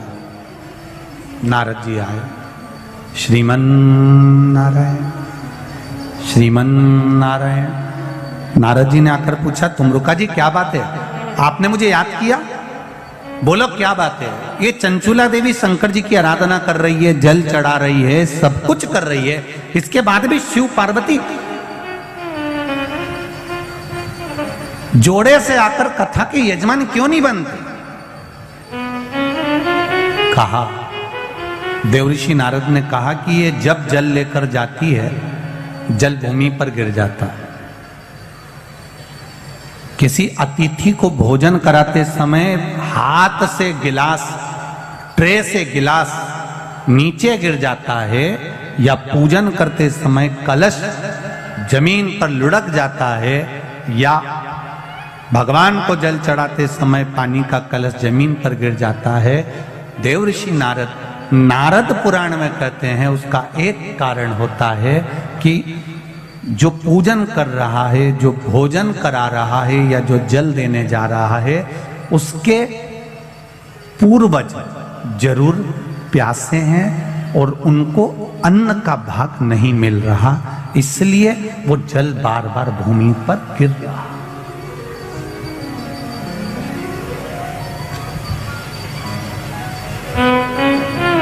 आपके साथ में भी अगर ऐसा होता हो, आप मंदिर में जा रहे हो और पानी लुढ़क गया, कलश छूट गया, गिलास किसी को पानी का दे रहे थे, छूट गया, समझना हमारे पूर्वज, हमारे पितर, हमारे कुल देव, हमारी कुल देवी, हमारा स्मरण, कोई प्यासा है, कोई भूखा है, वो हमसे कुछ मांग रहा है, इसलिए हम उसको तो प्रसन्न नहीं कर पा रहे और दूसरे को प्रसन्न करने में लगे।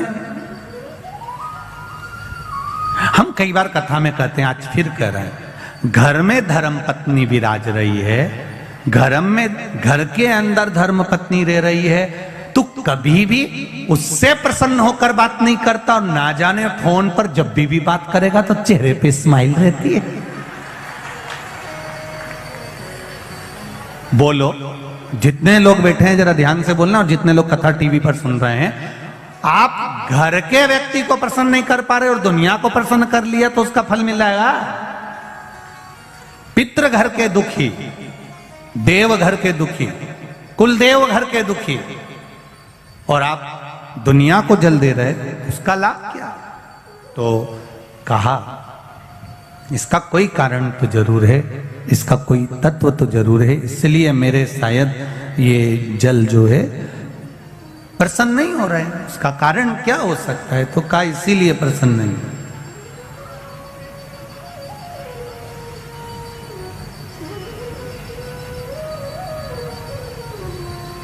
ये धर्म पत्नियां जो होती हैं ना, ये बहुत ध्यान रखती हैं अपने पति के चेहरे का।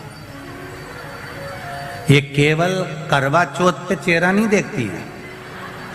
तो इस अंदाजे में मत रहना कि करवा चौथ पे अकेले वह चलनी में मुंह देख लिया। ये वो करवा चौथ पे जो मुंह देखती हैं, उस स्माइल को बाकी के दिन की स्माइल से मैच करती रहती है पूरे साल।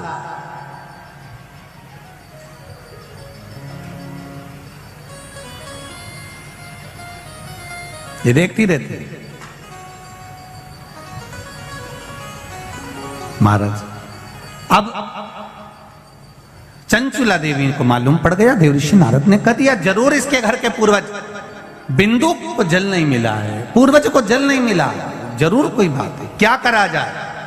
देवऋषि नारद ने कहा अब यह बात तो तुमरुका जी बता सकते हैं कि शंकर भगवान पितरों को कैसे संतुष्ट कर सकते, पूर्वजों को कैसे संतुष्ट कर सकते?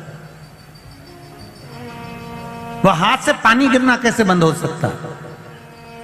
जल का पात्र ले जाते समय गिरना कैसे बंद हो सकता है? वो कैसे बंद हो सकता है? ये तुमरुका जी कर सकते हैं। तुमरुका जी ने चंचुला देवी को देखा। चंचुला जी कहती हैं मुझे कथा करवाना है, आप कुछ भी करो, पर देव ऋषि नारद कुछ बताओ कि मेरे ये भोलेनाथ राजी हो जाए और शंकर पार्वती कथा का रसतत्व ग्रहण करें। आप कहो कुछ। तुमरुका जी ने कहा चंचुला, तुम शिव जी की आराधना तो करती हो, पर कभी तुमने शंकर भगवान पर पंचामृत समर्पित नहीं करा। जरा ध्यान दीजिएगा, भगवान ब्रह्मा और भगवान विष्णु को सबसे ज्यादा प्रिय है खीर, आटा सिका हुआ का जो सीरा बनता है, पंजेरी बनती है, वो भगवान ब्रह्मा और भगवान विष्णु की प्रियता है, भगवान सत्यनारायण जी की प्रियता प्रसाद। देवी को प्रिय है चना, हलवा, सीरा, पूड़ी। सरस्वती जी को, राम जी को, दत्त को, भगवान नारायण को प्रिय है केसरिया भात।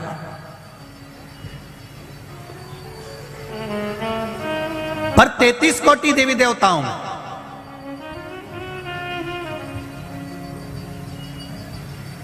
केवल एक भगवान देवाधिदेव महादेव ऐसे हैं जिनकी प्रियता केवल बेलपत्र और पंचामृत। आप जरा अच्छे से समझ जाना, बहुत ध्यान लगाकर सुनना, बेलपत्र और पंचामृत है। तो कहा पंचामृत तो स्नान के काम आता है भगवान को, दही चढ़ाओ, पंडित जी बोलते हैं, दूध चढ़ाओ, शहद चढ़ाओ, शक्कर चढ़ाओ, दूध चढ़ाया, जल चढ़ाया, गंगा जल चढ़ाया, ये सब तो हम भगवान के स्नान में काम लेते हैं। नहीं, अगर आप शिव जी को एक कटोरी में पंचामृत बनाकर ले जाते हैं, दूध, दही, शहद, घी, शक्कर, ये सब मिलाकर यदि आप लेकर जाते हैं और ले जाकर भगवान शंकर के सामने समर्पित करते हैं, एक बेलपत्री अशोक सुंदरी, अभी तक आपने जो बेलपत्री चढ़ाई है अशोक सुंदरी के ऊपर, डंडी का मुख जहां से पानी बहता है उस ओर रखा जाता है। पर जब हमें ऐसा लग रहा है कि हमारे पितृ भूखे हैं या हमारे पूर्वज प्यासे हैं या उनको भाग नहीं मिल रहा, इसलिए मेरा कोई काम नहीं हो रहा, इसलिए शिव राजी नहीं हो रहा है, तो ये बेलपत्री के भाग को बदल दिया जाता है। ये बेलपत्री अशोक सुंदरी की जगह पर जब चढ़ाया जाता है तो ये पत्ती का जो भाग है जहां से पानी बहता है उस ओर रखा जाता है, और ये डंडी का भाग शिवलिंग की ओर रखा जाता है। और यहीं पर भगवान शंकर को जो तुम पंचामृत बनाकर लेकर गए हो वो पंचामृत चढ़ाया जाता है, और वही पंचामृत थोड़ा सा शिवलिंग पर चढ़ा दिया जाता है। उसके बाद में पितृ पूर्वज जल की आस नहीं रखते, न भोजन की आस रखते हैं, क्योंकि शंकर उनको तृप्त कर देते हैं, शिव उनको पूर्ण कर देते हैं।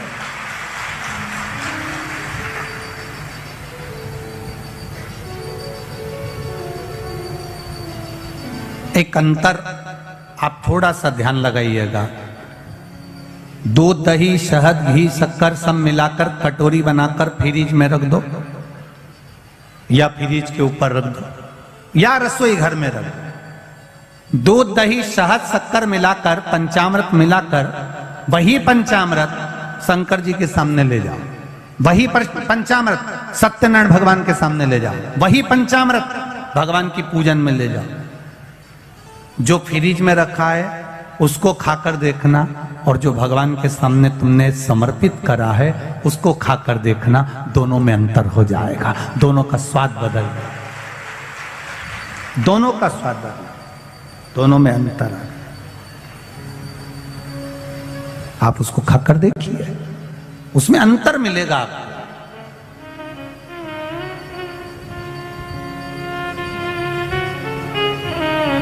मेरे नारायण के सामने पहुंचा तो भी वो प्रसाद, मेरे ब्रह्मा जी के सामने पहुंचा तो भी वो प्रसाद, माता रानी के सामने पहुंचा तो भी वो प्रसाद है, सत्यनारायण भगवान के सामने पहुंचा तो भी वो प्रसाद है। पर दूध, दही, शहद, शक्कर पंचामृत जो बना हुआ मेरे देवाधिदेव महादेव के सामने पहुंचा, वो केवल प्रसाद नहीं है, वो औषधि निर्मित हो जाती है, और उस औषधि से शरीर के ना जाने कितने रोग समाप्त हो जाते हैं। मात्र औषधि रोग मिटाने। कितना सुंदर कहा है प्रसाद का महत्व समझाते हुए हमारे संत, हमारे साधुजन, हमारे गुरुजन कहते हैं, एक बार जगन्नाथपुरी में दुनिया का सबसे ज्यादा भंडारा भोजन प्रसाद, सबसे ज्यादा जगन्नाथ का भात जगत पसारे हाथ, जगदीश में, जगन्नाथ जी में। एक बार माता लक्ष्मी जी के मन में आया कि मैं जगन्नाथपुरी में, भगवान नारायण से पूछा, मैं आई हूं जगन्नाथपुरी में, जगदीश में, प्रभु आप अपनी बहन के साथ हो, आप बलभद्र जी के साथ में हो, आप स्वयं बैठे हो, मैं रुक्मणी, मेरे साथ आप नहीं हो। भगवान ने कहा, रुक्मणी तू जगन्नाथपुरी में रहे, आराम से प्रसाद का निर्माण कर, और प्रसाद बनाकर तू मुझे पवा।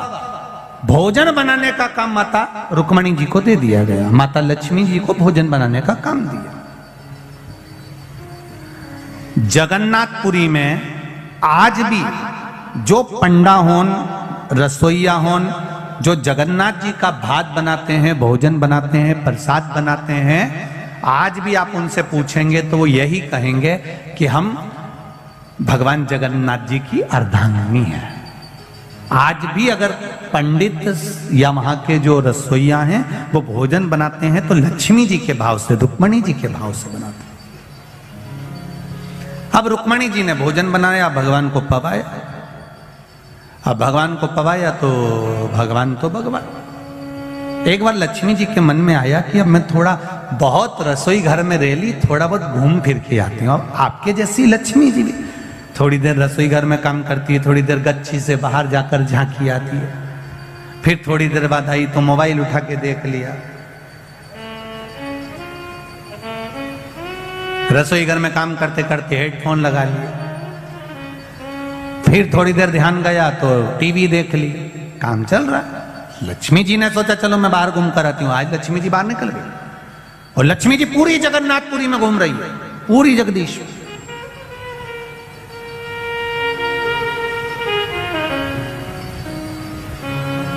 सुबह का समय था, लक्ष्मी जी ने कहा आज मैं ब्रह्म मुहूर्त में जाकर देखती हूं कि किस किसके द्वार सजे हैं भगवान जगदीश के लिए, किसकी यहां प्रसन्नता हो रही है भगवान जगन्नाथ जी के लिए, कौन आदर कर रहा है, जरा मैं जाकर देखती हूं। अब लक्ष्मी मैया जो चली, पंडाओं के यहां पहुंची तो पंडा हों तो आराम से सो रहे थे, दूसरों के यहां गई तो वो दूसरे भी आराम से सो रहे थे।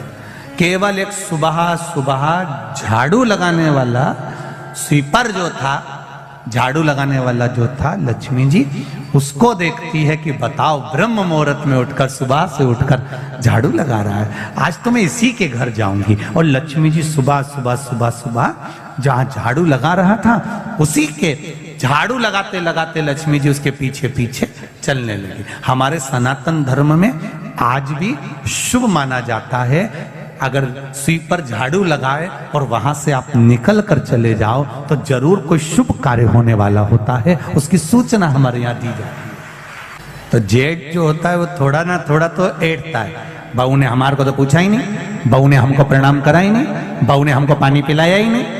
अब रुक्मणी जी ने सबसे पहली थाली बलभद्र जी की रखी, बलभद्र जी ने नहीं खाया। भगवान कृष्ण बैठे रोटी का टुकड़ा तोड़ने लगे, उन्होंने देखा मेरा भाई भोजन नहीं कर रहा, क्यों नहीं कर रहा?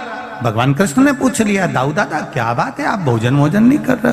दाऊ दादा बोले बस मेरे को भूख भूख नहीं लग रही है, आज मेरा मन अच्छा नहीं है। अब इनके क्या मालूम कि बहू को देख लिया था शॉपिंग मॉल में, अब इनको क्या मालूम कि ये भोजन क्यों नहीं कर रहा है। कई जेठ हो उनका तो मुंडा, जब भी देखो तब फूला। मेरे बहू पूछती भी है लाओ मैं पानी ला दूं, भाई ने भी पूछा चाय मंगवा दूं क्या, नहीं मेरे को पीना ही नहीं, मेरे को नहीं पीना, लाओ। भगवान कृष्ण ने पूछा दाऊ दादा सबसे पहले भोजन आप करते हो, अरे आपको भूख नहीं लग रही? नहीं मेरे को भूख नहीं लग रही, मैं भोजन नहीं करूं, और इसके हाथ का तो बिल्कुल ही नहीं करूंगा। अब तो कन्हैया को संकट पड़ गई। कन्हैया ने सोचा जरूर कोई बात है, जरूर कोई बात।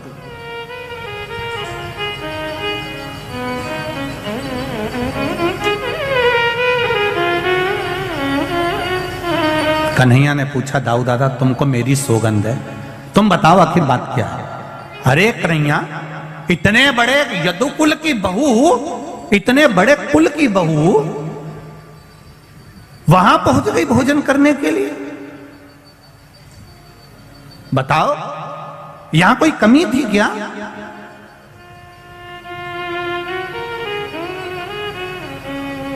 दाऊ दादा मैं भोजन नहीं करूंगा। भगवान कृष्ण से कहा, रुक्मणी जी ने आप तो भोजन कर लो, भगवान कृष्ण कहे अब मुझे भी भोजन नहीं करना, अब भाई का पक्ष तो लेना ही पड़ता है, नहीं करूंगा। रुक्मणी जी ने कहा ठीक है करो, दोनों की थाली उठा के साइड में धर ले। ताऊ जी ने कन्हैया से कहा बताओ स्वारी तक नहीं बोल रही, एक बार कम से कम क्षमा तो मांगना चाहिए कि गलती हो गई,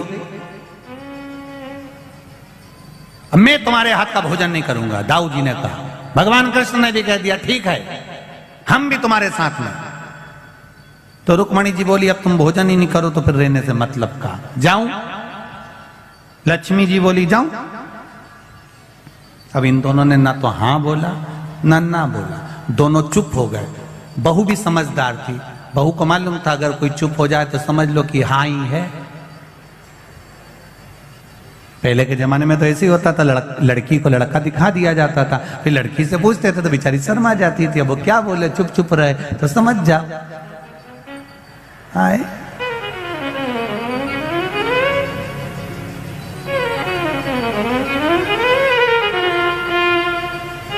वो तो कहीं कहीं अगर दिक्कत आ जाती है, जैसे एक जगह एक नई लड़की की शादी हुई और बेचारा पति को पहली बार लड़की को लिवाने के लिए, बहू को लिवाने के लिए ससुराल आ गया। ससुराल आ गया तो उसने कहा चलो, अब पत्नी ने सिखा दिया था, देखो तुम मेरे घर आओ ना तो थोड़े से अच्छे से आना, ऐसे तुम्हें ना हर कभी खेत खलियान जैसे इधर उधर घूमते रहते ऐसे मत आ जाना, थोड़ा मर्यादा से आना और बहुत समझदारी की बात करना। मेरे घर के लोग सब पढ़े लिखे, उन्होंने कहा तू चिंता मत कर, मैं भी उनसे ज्यादा पढ़ा लिखा हूं। चले गया ससुराल। ससुराल गया तो उन्होंने थाली लगाई भोजन की, उसमें पूड़ी रख दी, पूड़ी रखी तो उन्होंने खाना चालू करा। उसने अब इतनी सी पूड़ी तो उसके पति को लगा इतनी सी कई काम की, उन्हें एक ही में भर ली। अब एक ही में जो भरी तो इतने में पत्नी ने भी तुरंत हाथ जोड़कर धीरे धीरे कहा इशारा करके, मतलब 2 टुकड़े तो कर लो पूड़ी के। अब इसको लगा कि पत्नी बोल रही है एक की जगह 2-2 खाओ। इसने 2 पूड़ी एक इस हाथ में एक इस हाथ में, दोनों उठा के मुंह में, फिर उठाई इसने तो पत्नी को लगा गजब का पति मिला। इसने तुरंत अपने हाथ को माथे पे ठोका। ये भी समझ गया अब पूड़ी जब भी खाना है तो उसको उठा के पहले माथे से लगाना फिर खाना। उसने वही करना प्रारंभ करा। अब इसको समझ। लक्ष्मी जी बोल रही हैं जाऊं, भगवान ना हाँ बोले ना बोले। लक्ष्मी जी उठी, जब मेरा काम ही नहीं है तो मतलब क्या, जा रही मैं तो। पत्नी भोजन बनाए और पति के लिए बनाए और पति नखरे करे कि खाए नहीं, मेरे को तो खाना ही नहीं खाना, तो फिर उसने भी कह दिया मत खाओ, ये पड़ा, मैं तो ये चली गई। वो लक्ष्मी जी ने फिर कहा सुन लो मैं जा रही हूं। भगवान कुछ नहीं बोले। दाऊ जी ने कन्हैया से कहा एक बार मुंह से नहीं निकला कि क्षमा मांग ले, कि अब के बाद मैं खाना खाने मानी जाऊंगी, नहीं बोले। लक्ष्मी जी चली। लक्ष्मी जी ने कहा मैं चली गई ना तो सोच लेना, फोन भी नहीं लगाओ,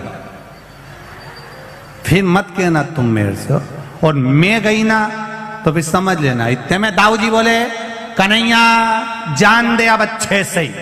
लक्ष्मी जी के में ये चली। जो लक्ष्मी जी चली और जगन्नाथपुरी का मंदिर छोड़ के लक्ष्मी बाहर आई, जैसे ही आई भगवान के जितने सोने के जेवर थे सब गायब। रात के समय लक्ष्मी जी जो निकल के चली, सोने के पलंग पर दाऊ जी और कन्हैया सो रहे थे, पलंग गायब, नीचे पड़े। अब लक्ष्मी तो लक्ष्मी, कपड़े में भी लक्ष्मी थी, सारे कपड़े गायब हो गए। कर्पूर गौरम करना तारम हो गए। अब पूरे मंदिर से राजसी सुख चले गया। ब्राह्मण भी लक्ष्मी के बल पे थे। जितने पंडा सब आभूषण पहने थे, लक्ष्मी गई, सब गया, सब खाली। लक्ष्मी गई, कोई दर्शन करने ही नहीं आया। भगवान बैठे शांति से, कोई भोजन लेकर आएगा, अब कौन आए? अन्नपूर्णा भी लक्ष्मी, धन वैभव कपड़ा सत्ता सब लक्ष्मी, सब चली गई।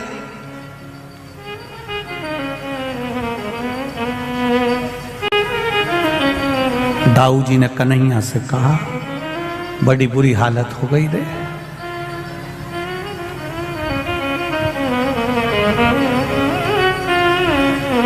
बहू जब आती है खूब वैभव लाती है, भले वो दहेज में कुछ नहीं लाई पर खुशियां बहुत लाती है।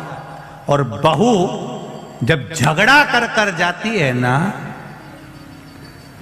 इसके पिताजी ने भले 1 लाख रुपया भी खर्च नहीं कराओ पर तुमसे 25-30 तो पहली किस्त में मांगती है अदालत से, और लिख के भेजती है हमारे पिताजी ने शादी में इतना खर्चा करा था, इतनी की दौलत थी, इतना का सामान था, इतना का सह था, लाओ।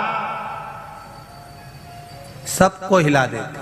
लक्ष्मी जी ने भी हिला दिया। अब भगवान भूखे रहने लगे, भूखे रहे तो भगवान ने सोचा अब क्या करें। भगवान सोचे चलो एक काम करते हैं, थोड़े से कपड़े चेंज करते हैं और छोटे से कोई रूप बदल के कम से कम कहीं भिक्षा ही मिल जाएगी तो खा लेंगे। समुद्र के तट पर भगवान बैठ गए। जैसे ही बैठे कोई आया और भगवान को लाई देकर चले गए। लाई जानते हो, वो धान की लाई नहीं होती, दिवाली पे चलती है, वो लाई देकर चले गया। लक्ष्मी जी को मालूम पड़ा कि भगवान को खाने के लिए लाई मिल गई। लक्ष्मी जी ने पवन देव को बुलाया, समुद्र की लहर में से ऐसी हवा फेंको कि इनके पल्लू में जो बंधा हो सब हवा में उड़ जा। अब पवन देव ने भी सोचा है इनकी मानना जरूरी है। तुरंत उन्होंने हवा चलाई, लाई गया, परमल गायब। दाऊ जी ने कन्हैया से कहा ये जरूर लक्ष्मी ने करा होगा। भगवान बोले अब क्या कर सकते हैं। दाऊ जी ने कहा वो नहीं आ रही तो क्या हुआ, कन्हैया अपने घर की बहू है, कम से कम तुझे लेके तो आना चाहिए। भगवान कृष्ण बोले तुम्हारे चक्कर में ही तो गई है, नहीं तो मैं तो बहुत एडजस्ट करके चल रहा था। 16,108 को एडजस्ट करने में कितना समय लगता है तुम नहीं जान सकते। सबको संभाल के चल रहा, परंतु अब जा लेकर आ उसको। ढूंढेंगे कहां पर, ढूंढो उसको, कहां गई। सब दूर ढूंढा। दाऊ जी ने कहा मुझे मालूम है कहां मिलेगी, वहीं झाड़ू लगाने वाले को वहीं मिलेगी। लक्ष्मी जी वहीं बैठी थी अंदर। कन्हैया पहुंच गए रूप रखकर, भिक्षाम दे, भूख लगी। अंदर से आवाज आई, ले ओ बाबा। अंदर से लक्ष्मी जी ने आवाज लगाकर कहा नहीं रुको, दोनों को अंदर बुलाओ, दोनों को बिठाकर भोजन कराओ। आज भरपेट भोजन जब दाऊ जी और कन्हैया करने के लिए बैठे, दाऊ जी ने जो रोटी का टुकड़ा मुंह में लिया, चावल खाना प्रारंभ करा। दाऊ जी ने कन्हैया को कोनी मारकर कहा ऐसा लग रहा है जैसे बहू भोजन बनाती थी ना, वही की वही स्वाद है। कन्हैया बोले अब अंदर जा भी नहीं सकते, देख भी नहीं सकते कि भोजन किसने बनाया है, फिर भी मुझे लग तो वही रहा है कि उसी ने बनाया है, अंदर बैठी बना रही होगी। जो कन्हैया ने अंदर झांका, झांक कर क्या देखा कि वो झाड़ू लगाने वाले के यहाँ रोटी मेरी महारानी लक्ष्मी बना रही थी, प्रेम से प्रेम बस। कन्हैया ने कहा लक्ष्मी तुम चलोगी नहीं। लक्ष्मी जी ने कहा चलूंगी तो सही, पर मेरे कुछ वचन हैं वो आपको याद रखना पड़ेगा, कुछ नियम है उसको आपको याद रखना पड़ेगा, कुछ शर्त है, तब मैं कंप्रोमाइज करूंगी। अब छोरा छोरी का जब कंप्रोमाइज होता है तो शर्त पर होता है। क्या शर्त है? पहला शर्त, इस प्रभास क्षेत्र को, इस पूरे क्षेत्र को जहां जगन्नाथ जी निवास करते हैं, इसको मेरे नाम से जाना जाए, श्री क्षेत्र कहा जाए। भगवान ने कह दिया आज से जगन्नाथपुरी को श्री क्षेत्र कहा जाएगा। दूसरा वर, आपके यहां पर मंदिर में जब प्रसाद आए तो उसमें जात बिरादरी का, वर्ण का कोई भेद ना हो। कोई सेठ भी है और कोई गरीब भी है, कोई ब्राह्मण भी है, कोई क्षत्रिय भी है, कोई शूद्र भी है, कोई वैश्य भी है, एक जगह पर बैठकर भोजन पाए, यहां वर्ण विभाजन ना हो। उस प्रसाद और तीसरा वर जो जगन्नाथपुरी में मांगा गया, उस प्रसाद के तत्व को जानने का प्रयास करिएगा। लक्ष्मी जी ने तीसरा वर मांगा, हे जगन्नाथ जी, बलभद्र जी, आप वर दीजिए, आप वर दीजिए। जब जगन्नाथपुरी में जो भोजन का निर्माण होगा, उस भोजन के निर्माण में जो पात्र बनाया जाएगा और जिस पात्र में भोजन बनेगा, उस पात्र के भोजन को आपको अमृत करना पड़ेगा, अर्थात रोग से मुक्त करने वाला भोजन बनाना पड़ेगा। भगवान कृष्ण ने वर दे दिया जगन्नाथपुरी में जब जब जगन्नाथ का भोजन तैयार होगा तब तब उस जगन्नाथ के भोजन को जो ग्रहण करेगा उसके आधे से ज्यादा रोग जगन्नाथ जी समाप्त कर देंगे। उस प्रसाद की महत्वता को जानिए, उस प्रसाद की मूलता को जानिए, वो प्रसाद की महत्वता कितनी होगी, वो प्रसाद की मूलता कितनी होगी। शिव महापुराण की कथा कहती है भगवान ब्रह्मा जी भी इस मूल तत्व को नहीं जान पाते हैं। भगवान ब्रह्मदेव भी बार बार भगवान शंकर के पास में जाते हैं पर भगवान शंकर को पहचान नहीं पाते हैं। तब स्वयं काल भैरव ने आकर ब्रह्मा जी का जब सिर काटा और वो सिर जब लुढ़कता हुआ गया जिससे कर्मनाशा नदी प्रकट हो गई, जब ब्रह्मा जी का मस्तक बट का वृक्ष बन गया और बड़ का पेड़ बनकर जब निर्मित हो गया, तब जाकर उस बट वृक्ष के रूप में ब्रह्मा जी जब प्रकट हो गए, तब बट वृक्ष के नीचे जब ब्रह्मा जी प्रकट हुए और शंकर भगवान पर लोग जल चढ़ाने के लिए आते, कुछ रख कर जाते, तो भगवान उस बट वृक्ष के रूप में ब्रह्मा जी उस प्रसाद को ग्रहण करते। तब जान पड़ा कि प्रसाद का मूल तत्व क्या हुआ है, तब उसको पहचान पाए हैं। और आपका तो ये बड़ोदरा क्षेत्र, आपका ये बड़ोदरा जो क्षेत्र है इसका नाम ही बट वृक्ष से बना हुआ है, क्योंकि यहां पूरे बड़ौदा में सबसे ज्यादा अगर वृक्ष थे तो काय के थे, जम के बोलो जरा, बड़ के वृक्ष थे, सबसे ज्यादा बट वृक्ष थे, बड़ के वृक्ष। वो बड़ के वृक्ष के कारण ही इसका नाम बड़ोदरा रखा गया था, बट वृक्ष का। और मैं तो निवेदन करना चाहूंगा सभी संस्कारित गुजराती भाई बहनों से निवेदन करना चाहूंगा, राष्ट्रहित के लिए, राष्ट्र के लिए मतदान बहुत जरूरी होता है, अवश्य करेंगे।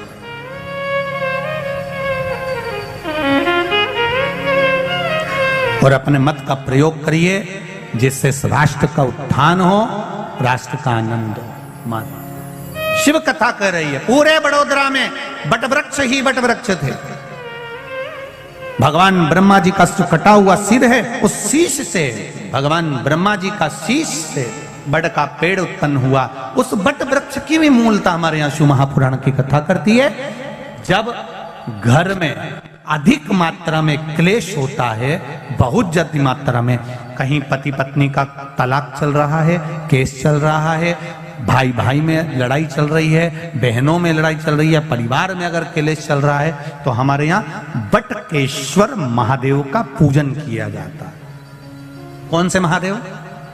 जम के बोलो जरा, बटकेश्वर महादेव।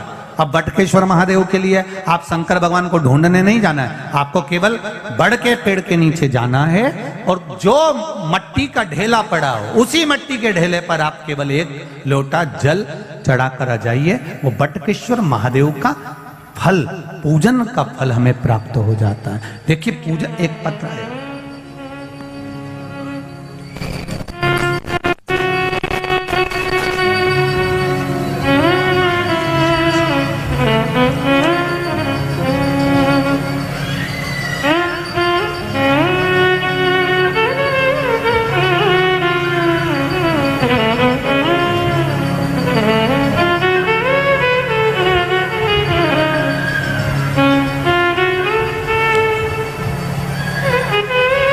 कल्पना सतीश जी पाटिल।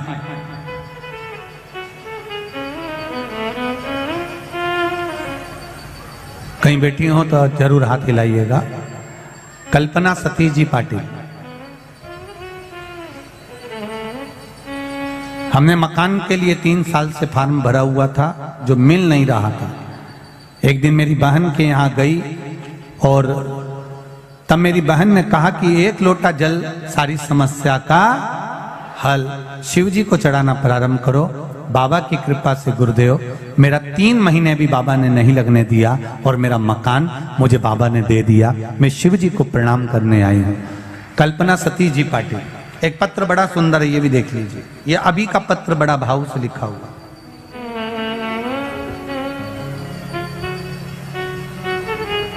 मेरा नाम शाह वैशाली है।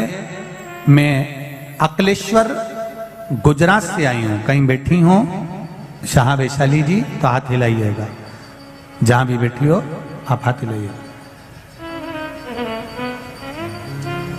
मेरे पति को जॉब नहीं लग रही थी गुरुदेव। इंटरव्यू भी देते थे लेकिन कोई भी जवाब नहीं आया था। गुरुदेव, मैं जून 2022 टीवी के माध्यम से आपकी कथा सुन रही थी। फिर आपके बताए हुए उपाय सब किए, पशु प्रतिव्रत भी किया। पर गुरुदेव, आप कहते हो कि फाइल जब मोटी होती है तो उसको छुपाने में थोड़ा समय लगता है, देर से खुलती है।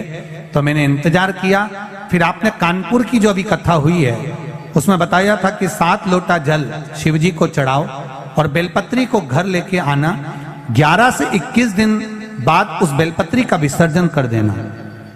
वही मैंने किया और 11वें दिन ही बाबा की कृपा से मेरे पति को इंटरव्यू का कॉल आया और मेरे पति की जॉब लग गई। मैं बाबा को प्रणाम करने आई हूं।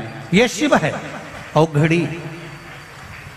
शिव महापुराण की कथा कहती है। आप बटकेश्वर का पूजन कर रहे हैं, जल चढ़ा रहे हैं, भाव से भगवान शिव की आराधना कर रहे हैं, दिल से भगवान शंकर को मनाने का प्रयास कर रहे हैं, तो वो दिल से देता भी है।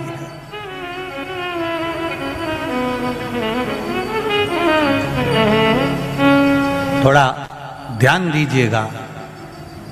भगवान शिव के मंदिर में जब भी प्रसाद चढ़ाएं, शिव के मंदिर में जब भी आप कोई सामग्री लेकर जाएं,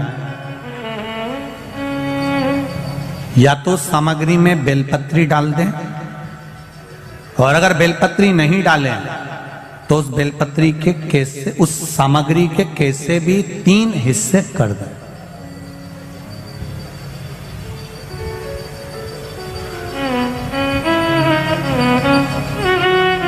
शिव महापुराण की कथा कर रही है। एक भाव वर्णन किया है।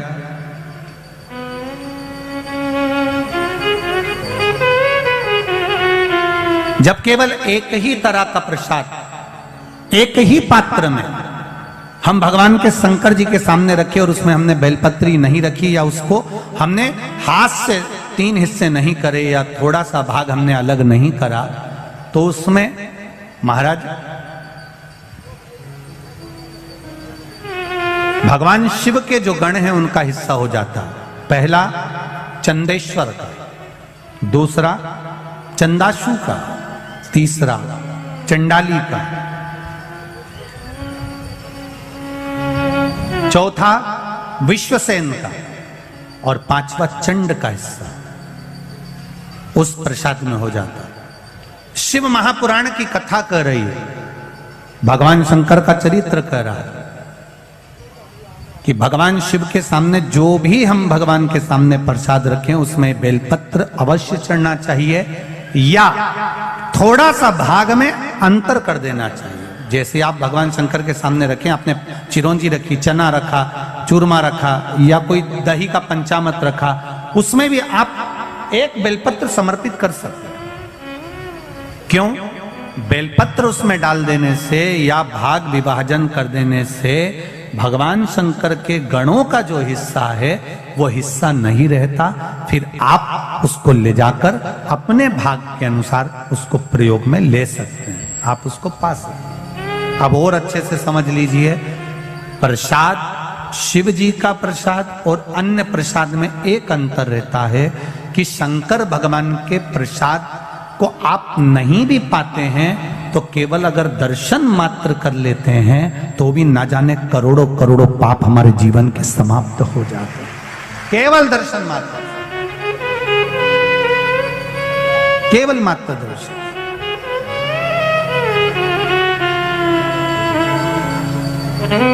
इसीलिए शिव कथा कह रही है महाराज। मेरे सिर पर रख दो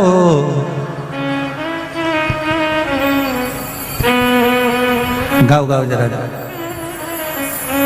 मस्त रहूं तेरी मस्ती में, मेरे सिर पर रख दो अपना हाथ। मस्त रहूं तेरी मस्ती में, अब दया करो हे भोलेनाथ। मस्त रहूं तेरी मस्ती में, अब दया करो हे भोलेनाथ। मस्ती रहूं तेरी मस्ती, भाव से। अब दया करो हे भोलेनाथ। मस्त रहूं तेरी मस्ती में, अब दया करो हे भोलेनाथ। मस्ती रहूं तेरी मस्ती में, मेरे सिर पर रख दो अपना हाथ। मस्त रहूं तेरी मस्ती में, मेरे सिर पर रख दो अपना हाथ। मस्ती रहूं तेरी मस्ती में, अब दया करो हे भोलेनाथ। मस्त रहूं तेरी मस्ती में, अब दया करो हे भोलेनाथ। मस्त रहूं तेरी मस्ती में, रहूं तेरी मस्ती में, मैं मस्त रहूं तेरी मस्ती में, मैं मस्त रहूं तेरी मस्ती में, मैं मस्त रहूं तेरी मस्ती में, मैं मस्त रहूं तेरी मस्ती। हार हार महादेव हर। अपने स्थान पर बैठकर भगवान शंकर के मूल मंत्र का स्मरण करते हुए आप सभी को आनंद करते हुए भाव भक्ति के साथ में श्री शिवाय नमस्तुभ्यम के मूल मंत्र का स्मरण करें और अपने दिल की बात बाबा देवाधिदेव महादेव से भाव के साथ में करें। श्री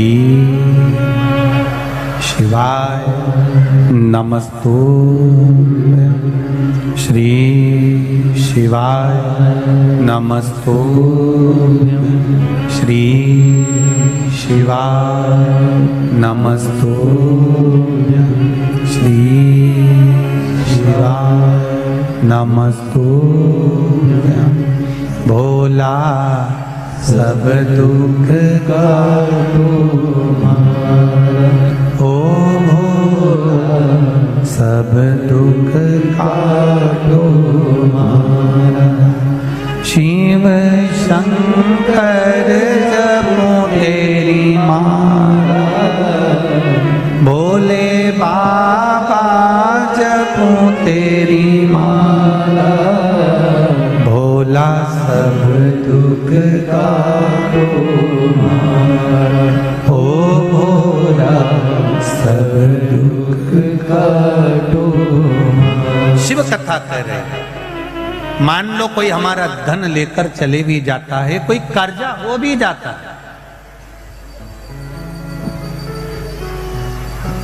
तो मात्र बटकेश्वर महादेव का शिवलिंग का पूजन करने से ही हमारा सब कार्य सफल हो। कौन से महादेव? सब बोलो जरा, दोनों तीनों पंडाल वाले। बटकेश्वर महादेव। वैसे तो बड़ौदा वालों पर बड़ी कृपा है, पूरे बड़ौदा के चारों तरफ महादेव ही महादेव विराजमान है। जहां जाओगे वहां महादेव मिलेंगे। नवनाथ के रूप में बैठे हुए हैं चारों तरफ भगवान देवाधिदेव महादेव।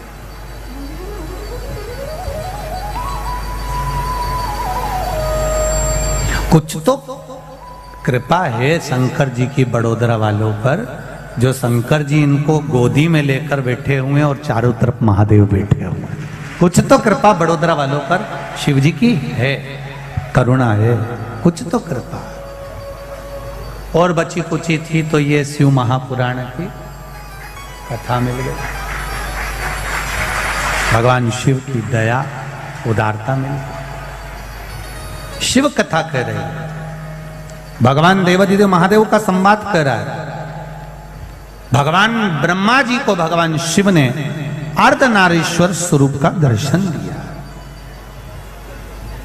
भगवान शंकर जब ब्रह्मा जी अपनी चित्त से भटक रहे थे, तो चित्त को स्थिर करने के लिए मन को स्थिर करने के लिए अर्धनारीश्वर का ब्रह्मदेव को जब दर्शन दिया, महाराज ब्रह्मा विष्णु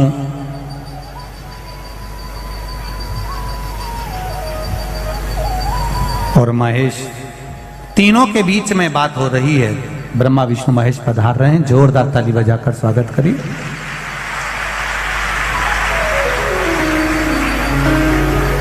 ब्रह्मा विष्णु महेश तीनों के भीतर विचार करा कि सृष्टि की रचना का क्रम क्या करना है।